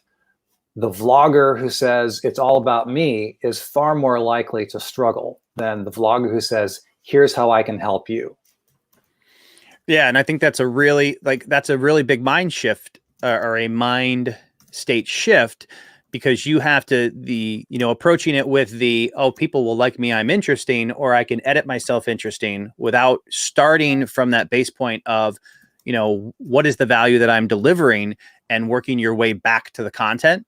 And that's where people like, I made this amazingly edited vlog video. And I always tell people, I'm like, if you want to grow a brand based on people getting to know you and like you, that can certainly be done, but it's a process, because they need to, first watch your content. They need to find your content, and then they have to develop that relationship with you through your camera. So it's, definitely the more that you can understand that idea from the beginning, where you're like, okay, what is it people are looking for? Like Jeff said, what is that entertainment or educational value? Start there and work your way back, and say, okay, if I'm going to do a vlog style channel, how does my life pertain to what's important to the people who are potentially viewing my videos? And I mean, those are all the little mind things. People are always concerned about gear and all that stuff, which speaking of the value of the audience, there's something I do want to mention in here that I saw in the chat,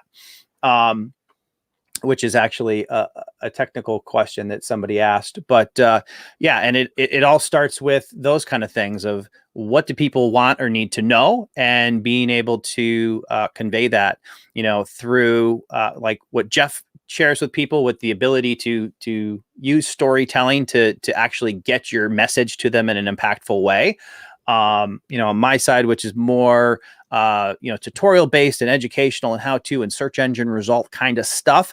But I'm also working on, trying to use the kind of stuff that Jeff shares with us to be able to make that even more interesting and reach people in whatever state they are when they're looking for that content. But the one thing that I wanted to see that I saw in the chat was from Adventures in Dirt, and I got to find it here, because this is the biggest struggles that people face in my situation that the other two speakers on camera do not have to deal with, and that is wearing glasses on camera.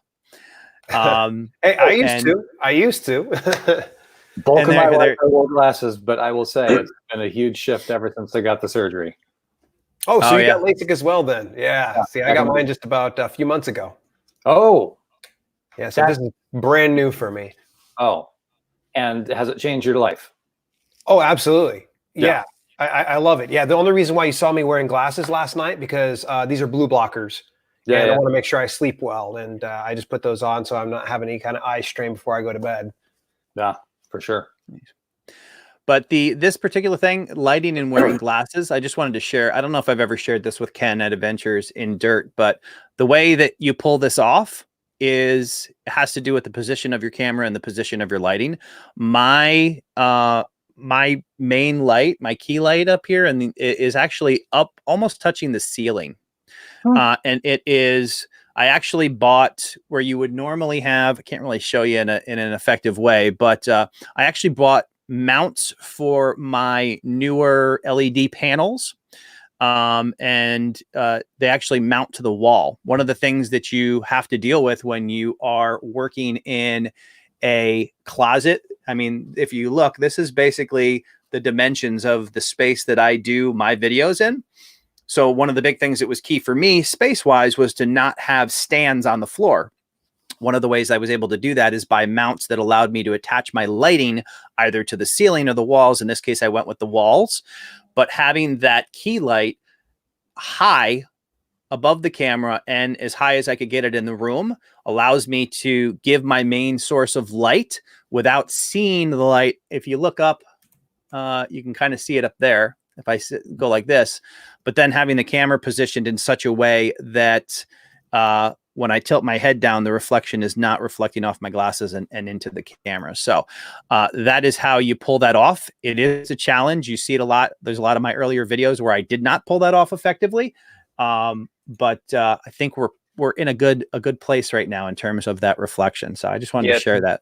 Diva lights are out. If you have glasses, forget it. Yeah, you won't ever be able to do the ring lights at all. Because I remember I used to just be like, I wanted to do it, but unfortunately, you know, already as it is, if you're using a Diva light, you can kind of see the rings inside a person's eyes.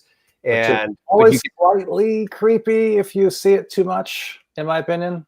You look like an alien, yeah. With the rings in your eyes? You see a ring light in someone's eyeballs, but yes. Depends. I just rely primarily on just this little tiny little LED thing. That probably ran me $15-16 or whatever. And you're working with a window to your left, right? Is that a window? Yeah. It's an overcast day here in Columbus, Ohio. But yeah, I have a gigantic, you know, almost floor to ceiling picture window here overlooking Columbus. Nice. Yeah, I basically do 3-point lighting. So I have that main key light over here, which is the brightest one, but it has a softbox on it, so it's diffused a little bit. I have my fill light, which is also high, but to the right. And then I have a light behind me that comes down to create a little separation between me and the background. And I will say I'm impressed at how well your face is lit while you're still wearing a cap, dude. That doesn't just automatically happen. No, that's a challenge. That's something that I've worked on a lot too, because I certainly have enough content out there where that's not the case. And I will say, and this is kind of a thing, it is much harder to do this with some of the other equipment. One of the things that I mentioned, and I don't know that I mentioned in this live stream or not, but I have focused on once I monetize this channel, I committed to taking the money that it started to make and reinvesting it in the channel. So I think I made in the first year for this channel, made like $400. Richest guy I know. Some of the money, I used some of that money. Plus I think I, even might've asked for gift cards for Christmas to get my first DSLR. Over time, I've taken the money as I've grown the channel and the business that surrounds it and upgraded to the biggest thing that allows me to do this is my lens. It's a 24mm art lens from Sigma that has a really low or high f-stop, depending on how you want to describe that. It's like f1.4, I think, which allows a lot of light to get in and allows you to work with less light to get a higher quality picture. So if I was trying to do the same lighting on my phone, it would be really grainy and I wouldn't be able to get this look as good as I've kind of tried to develop it over the time that I've been making small tweaks over time. I probably had, 50 different arrangements in here. And I'm kind of okay with this one for now. Eventually it'll probably, I'll find another flaw, but those are the kind of things that you do. And the good thing about YouTube is just constantly looking for little opportunities to improve. Your set has really evolved, I know, over the past few years. It's really like, even like the shelf behind you was as a new addition. Yeah. So, and by the way, and throughout the live streams, we are going to figure out a way to give out a bunch of People of Video merch I have there in the background. We have some And hats. he froze. Why does that happen? Let's see. Is that better? Can you see? Am I still frozen? No, you're back. Get the there you go. He's back. You froze, man. Okay. You're not allowed to talk about merch, I guess. I know. Didn't I freeze last time I turned around? Yeah, stop turning around, man. Maybe I'm like holding the cord or something. But yeah. But that was actually something that my brother, who recently started on YouTube, which has been a great model for people that think there's not opportunity. For years, I've been doing YouTube for over 3 years, and I've been trying to get my, or tell people who have nothing to do with YouTube about the great opportunity. It's kind of a hard obstacle to overcome, because some people just say, oh, YouTube's that place where people put videos, or it's where the kids do crazy things in mansions that they rent and, that kind of stuff. But I finally got him to get into it. And he has a YouTube channel called This Life Outdoors. And one of the things that has been really huge for him is working with reclaimed pallet wood. He actually built a cabin out in the woods. And I say that only because this is reclaimed pallet wood. And we started working. My dad helped him build it. And I had my dad cut the shelves for this, and we were able to build that. And I just like the rustic look of it. So everything kind of touches on one another. And I think it adds a little more depth and interest. But yeah, if you go back to my very first videos, I was using a green screen. Those are special. I was like a lot of people. They're like, "Oh, green screen means pro," and it's it can. Yeah. So what I found, because I made content in my house, I was setting my green screen up in the living room, which, if you're married, you'll understand that's not a good thing. So, and it doesn't take long to get on your wife's last nerve if you haven't quite found it yet. You can do that by setting up a green screen in your living room. One of the things that I've done over time, though, to develop the efficiency in doing this, because efficiency and mental perspective and all that stuff is really important. And the more efficient you are, the easier it is to make content, was to have a dedicated spot. So I knew I had to lose the green screen, because the only place I could set it up was in the living room. And if you take down a green screen and then put it up for every video, it's a nightmare, because lighting is so important on green screens. Mm-hmm. So you move that light just slightly off, it changes your whole editing and post-production process. Oh yeah. Yeah. You're preaching to the choir. See, I used to share the same office space, and I put the green screen on one long wall, and yeah, Kelly wasn't too keen on that. And so I had to actually remove the lights all the time. And I got to keep the green screen up. There was some compromise on that. And I ended up putting some tape marks down on the carpet, which, yeah, that ended up getting pulled out of our security deposit when we ended up moving out of that place. But yeah, those are all the real world struggles of people who want to do the YouTube thing, and start to learn the best ways to do that, because it's not only getting better on camera, it's learning how to get to your camera in a more efficient way. And that is really big, and being able to carve out a little space. In my case, it's literally the size of a closet that I make these videos in, and be like, okay, that's my designated YouTube space. I am going to leave that set up all the time in the event that I need to make a video. It's not, okay, where am I going to do it? How am I going to do it? How am I going to set up my camera? Because you could sit there laying in bed and talk yourself out of making the video, because there's the 10 things you need to do before the camera starts. And that is a huge. I got to tell you, one of the things I've also struggled with finding space to that's regularly available, because as people in California, in major population centers of California know, real estate is very expensive here, and we do not live in an enormous house. So as of right now, this space right here is one of the few spaces where I can reliably go. It is a corner of the office that's otherwise used by my wife, and so it's just one of those things. To echo what Dan said, if you if you're always having to get over a whole bunch of hurdles just to set up your gear, just so you can hit record, you are weighing yourself down with all that extra baggage that is going to prevent you from creating easily and regularly the way you could be if you had that regular kind of a space where you can just go. Yeah, and that's it. It's amazing how important that can be, or how much it really helps, because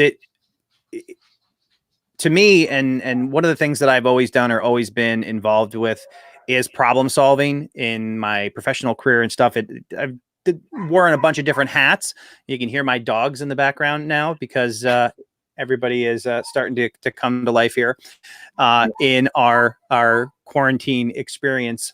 But yeah, it's just it's so helpful to be able to eliminate as many pieces as possible from the equation to streamline your process and to make it more of a routine for you to get up there and be able to make content. I mean, it's probably more so than my ability to get in front of the camera and make videos is all the stuff that would normally have to be the first 10 steps of the process.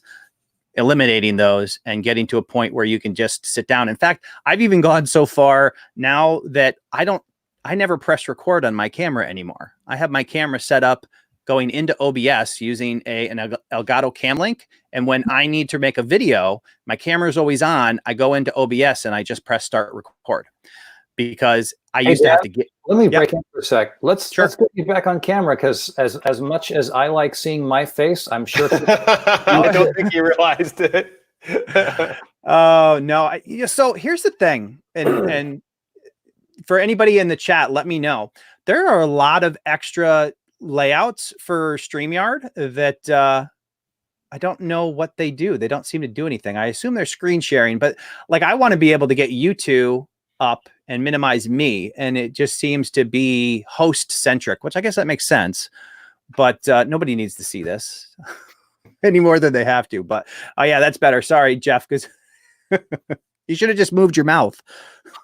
I mean, I can do some lip syncing every once in a while, but unfortunately, I don't have a direct connection in your brain yet.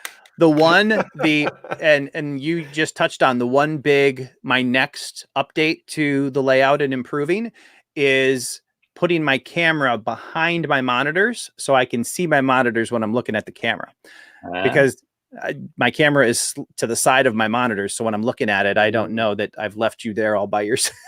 All by yourself.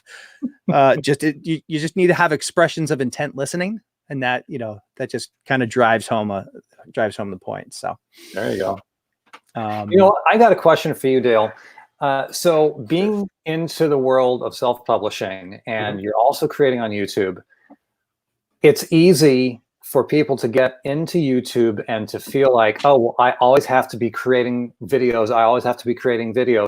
Where is the balance, do you think, between when people might come to a place where they could say, you know what, I should put together a book instead of focusing exclusively on videos?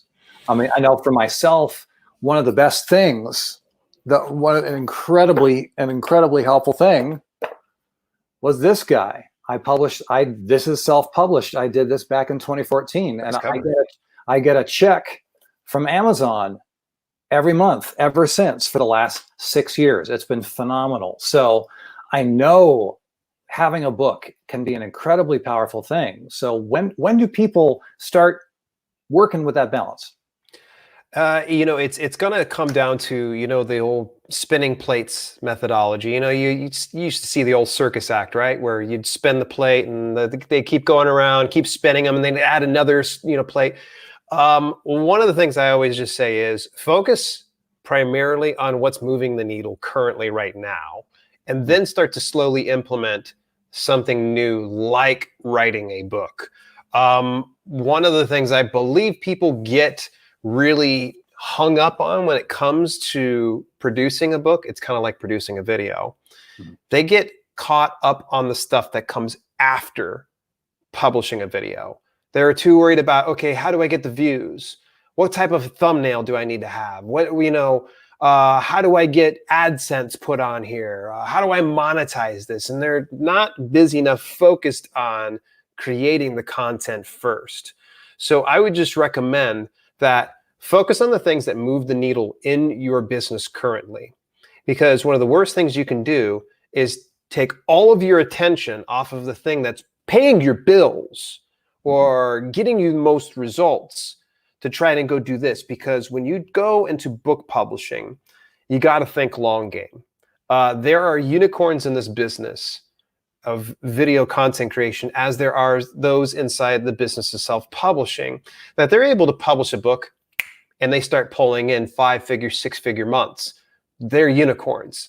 The vast majority of creators, whether in self-publishing books or self-publishing videos, have to kind of grind it out slowly but surely. So I'd recommend that if you're thinking about going and doing a book, the very first thing you got to do, put pen to paper.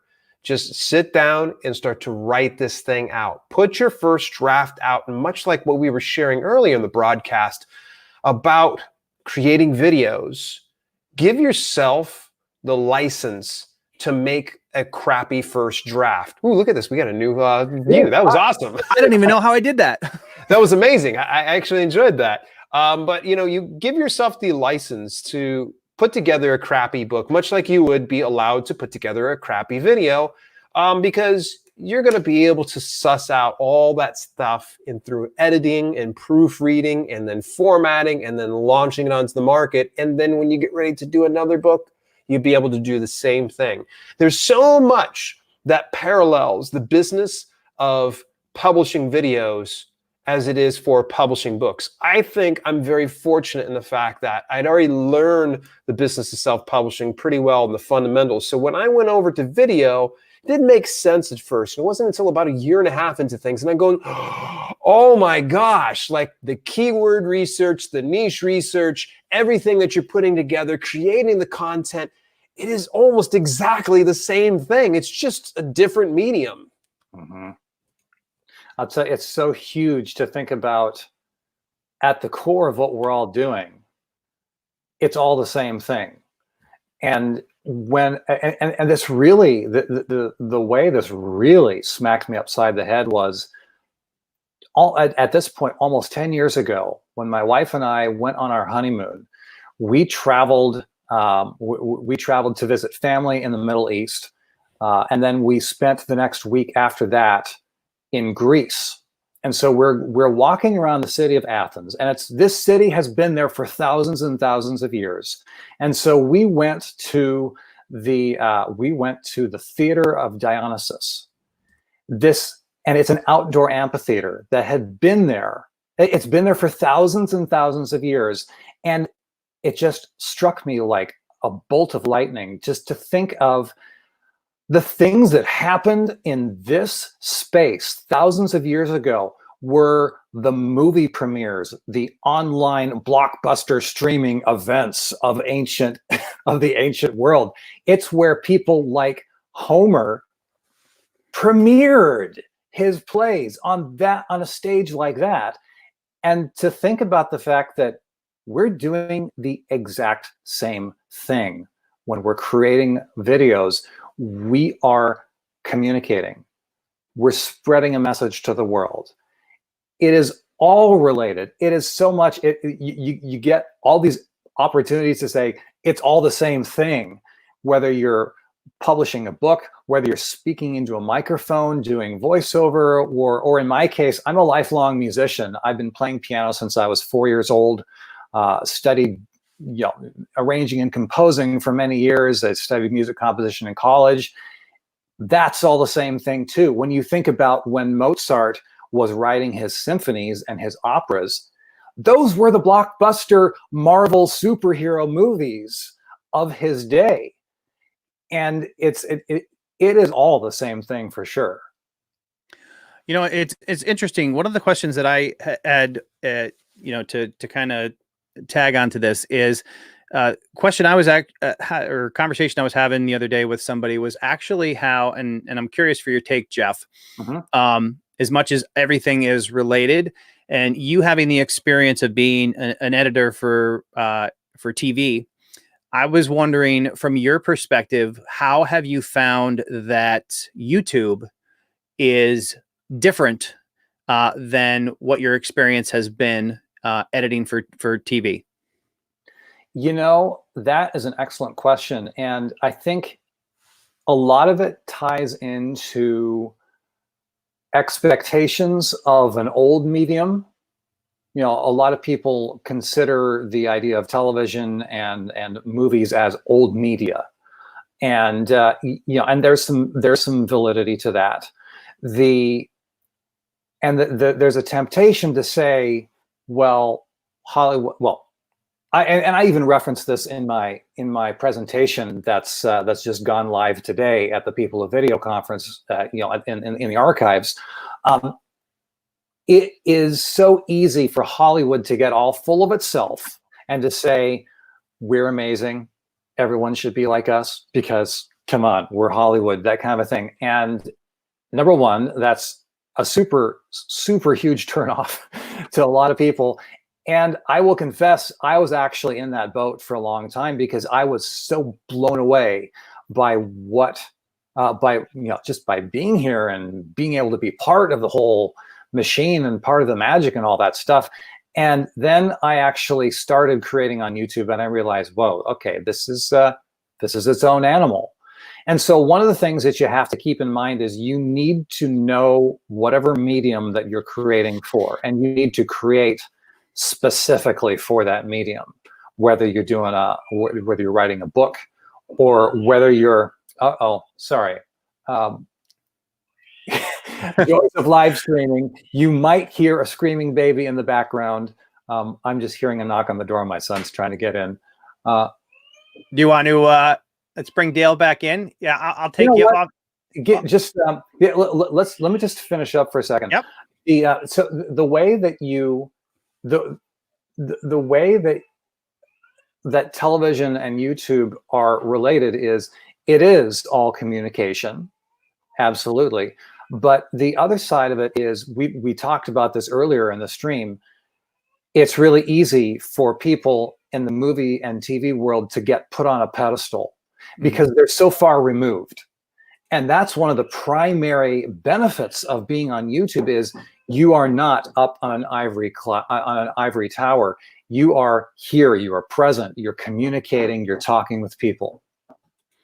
So and so when you're able to be accessible, that is an incredibly powerful thing. Awesome. I'm going to let you step away for a second. All right. Back. That is the reality of, you know, that's one of the other things. Over the years that I've been doing this, I have a 10-year-old and my goodness, a 14-year-old now. And did you forget you had a 14-year-old? Yeah, it makes me feel old. Just hit you. Yeah, but yeah, all those kind of things, and that's, you know, one of the thing that you know, I'm glad that we get to see that, especially with all of us at home doing this kind of stuff. That you heard my dogs freaking out earlier.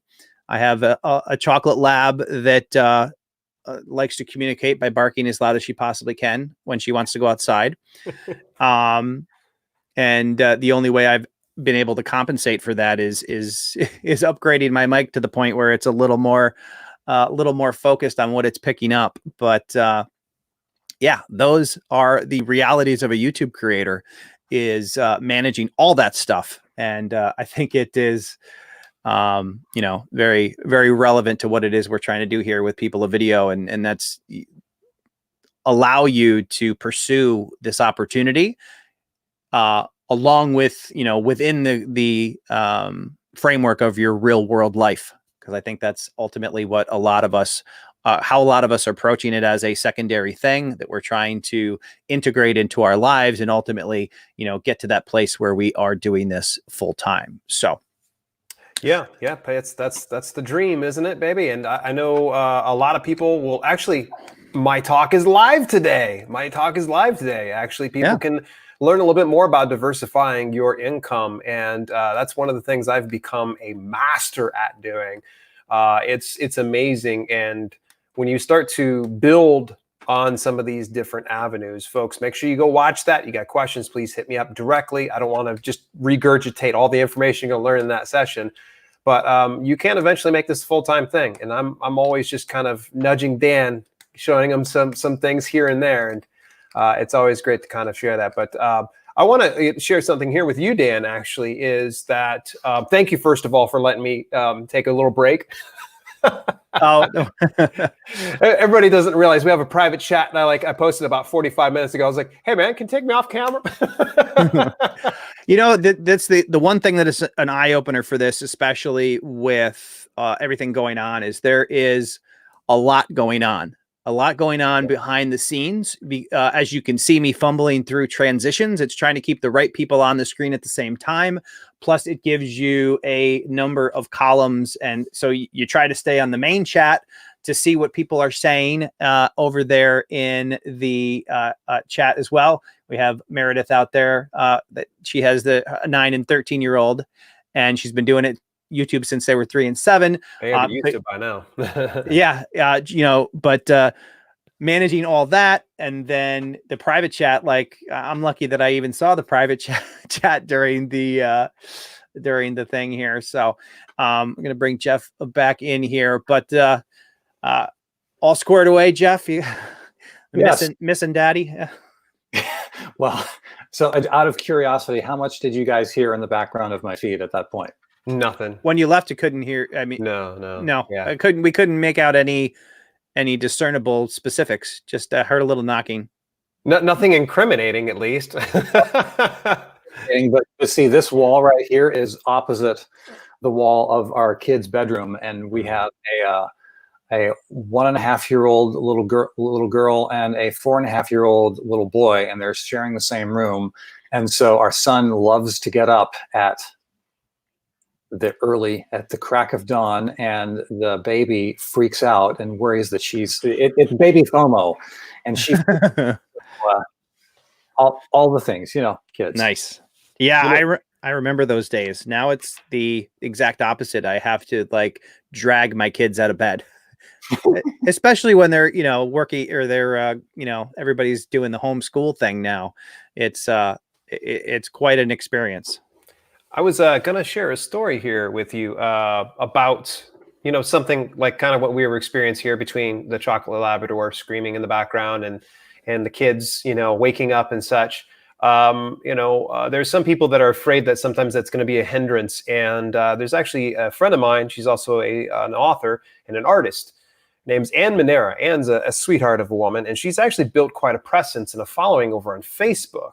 And she was told by a YouTube content creator calling themselves an expert or a guru, you will never be able to be successful as long as you have those dogs barking in the background. And she's like, I'm not going to shut up my dogs. They're going to bark whenever they want to. I can't do that. And, the funny thing is, she's been able to pretty much put together a full-time living by streaming live broadcasts to Facebook, and her dogs are barking in the background, and her audience hey, how are your dogs doing? It becomes part of her community. It's almost like they feel it's part of that. The other thing is she's never on camera. She's always drawing. So it shows an overhead view of her drawing as she goes. She actually, one of the times, did an on-camera thing, threw her audience off. They were like, what's going on? What are you doing? Who is this person? Put it right back down to the drawing. It was back to normal. Dogs are barking right back there. So if you ever feel oh man, this is never going to make for a successful video, leave it. People might actually start to enjoy that. Mm-hmm.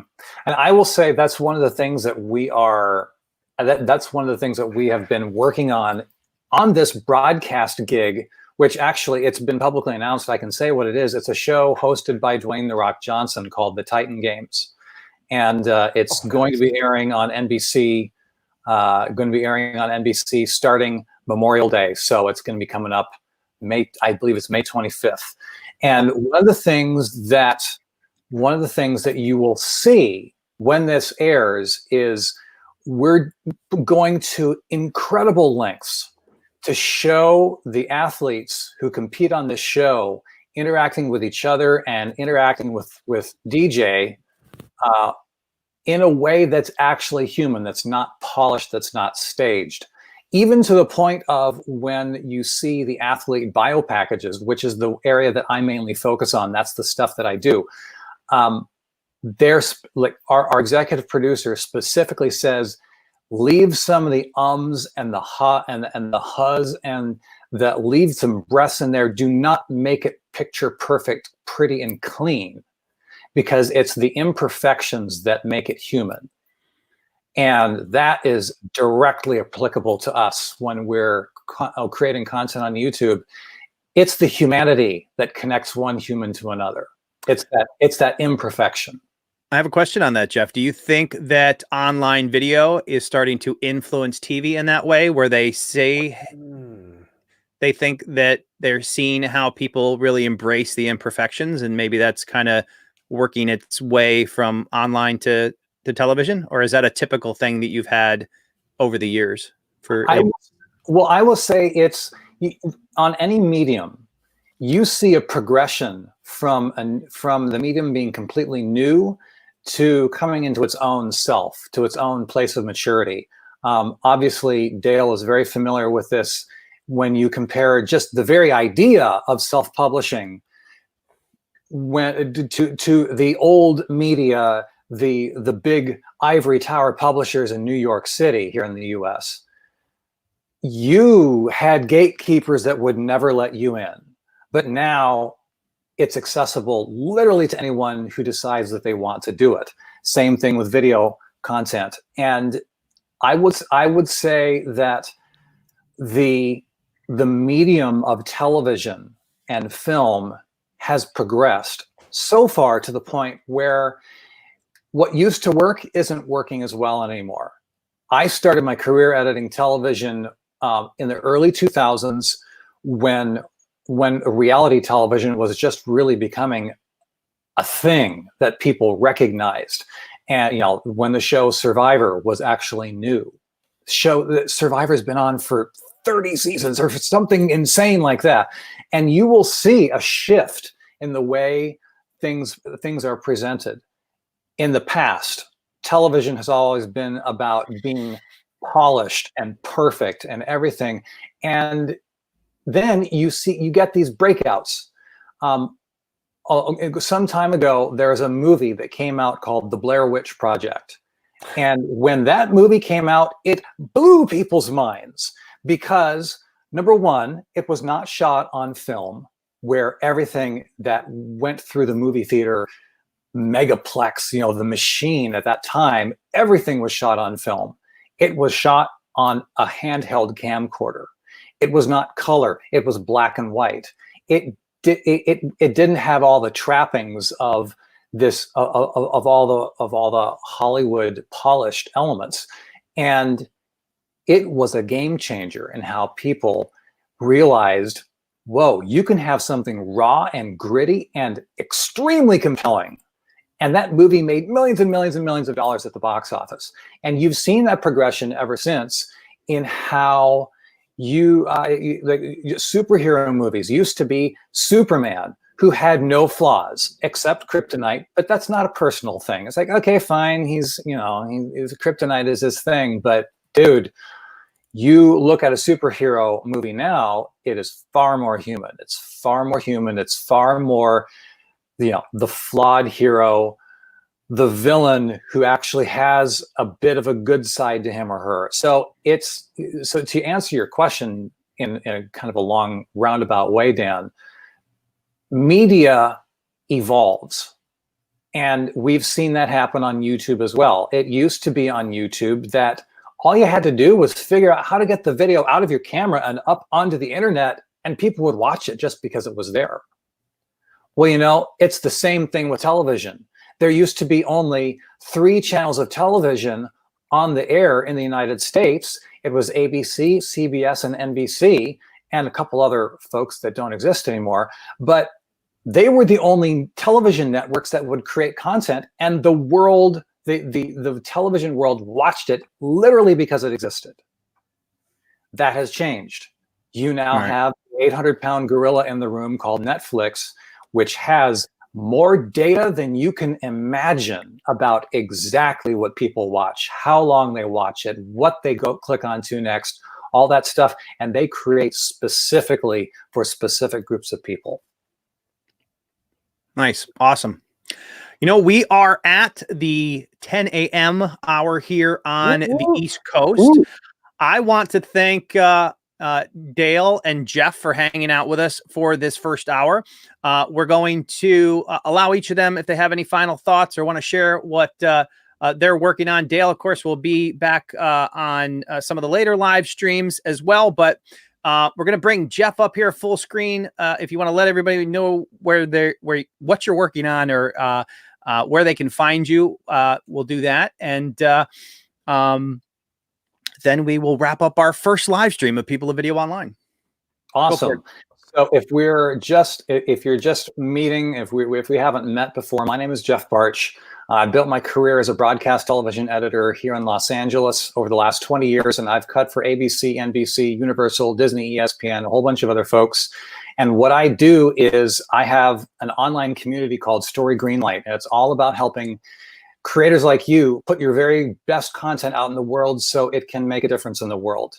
So that's what Story Greenlight is all about. You can learn more at storygreenlight.com.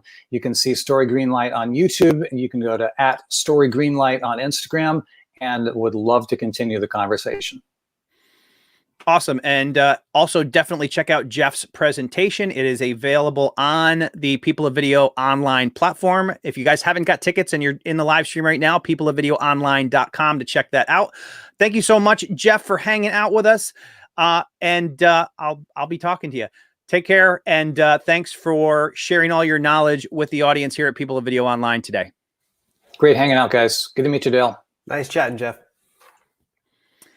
Dale, here's... Man, we've cranked through everything. We've covered the gambit. It's been 2 hours here. One of the questions is asked inside the chat. We'll cover that, I'm sure, before we disconnect here. What's next? But if we have not had the chance to meet, we'll definitely be able to meet. I have actually a specific video in the People of Video conference available right now about diversifying your portfolio. Yes, getting more income in. But my name is Dale L. Roberts. I'm a best-selling author as well as a self-publishing advocate. And I want to show you how to write and publish books that sell. And in the presentation, I'm going to show you not just how to publish books that sell, but also get it to where you have numerous forms of revenue. So it can help support you as a creator.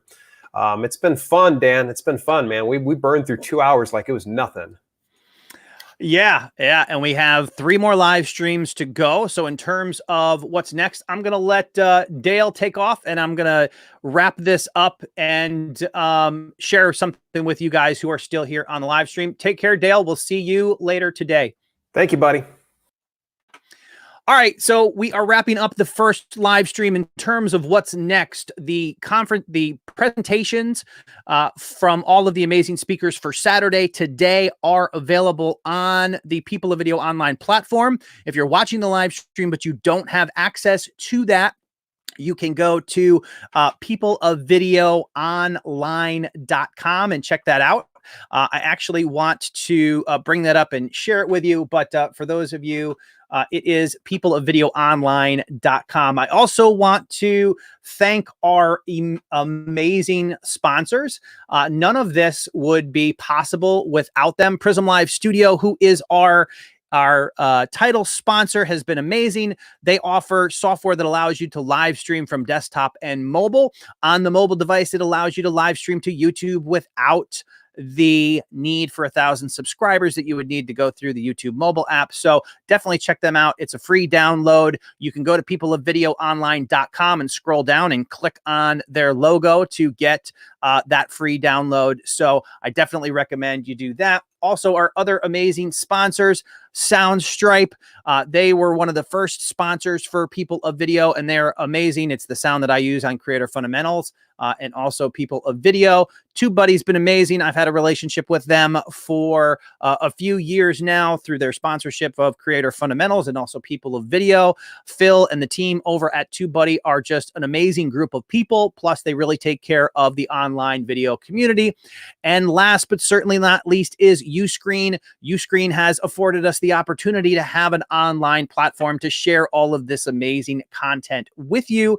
And you're going to be able to see all these presentations thanks to Uscreen. So we want to thank them. It has been a great kickoff. We had an awesome time last night with the live Zoom call that we did, an opportunity to make human connections through People of Video. And I want to thank you all for attending. The next live stream will be tonight, 7 p.m. Eastern. So take the time between these live streams to check out all the amazing presentations. And again, if you don't have access, head over to peopleofvideoonline.com and grab your access. You can get today's stuff live and 30 days access. Plus, there's also an opportunity to buy replays for a year if that's something that you want to do as well. But thank you guys so much. I appreciate you coming and check it out.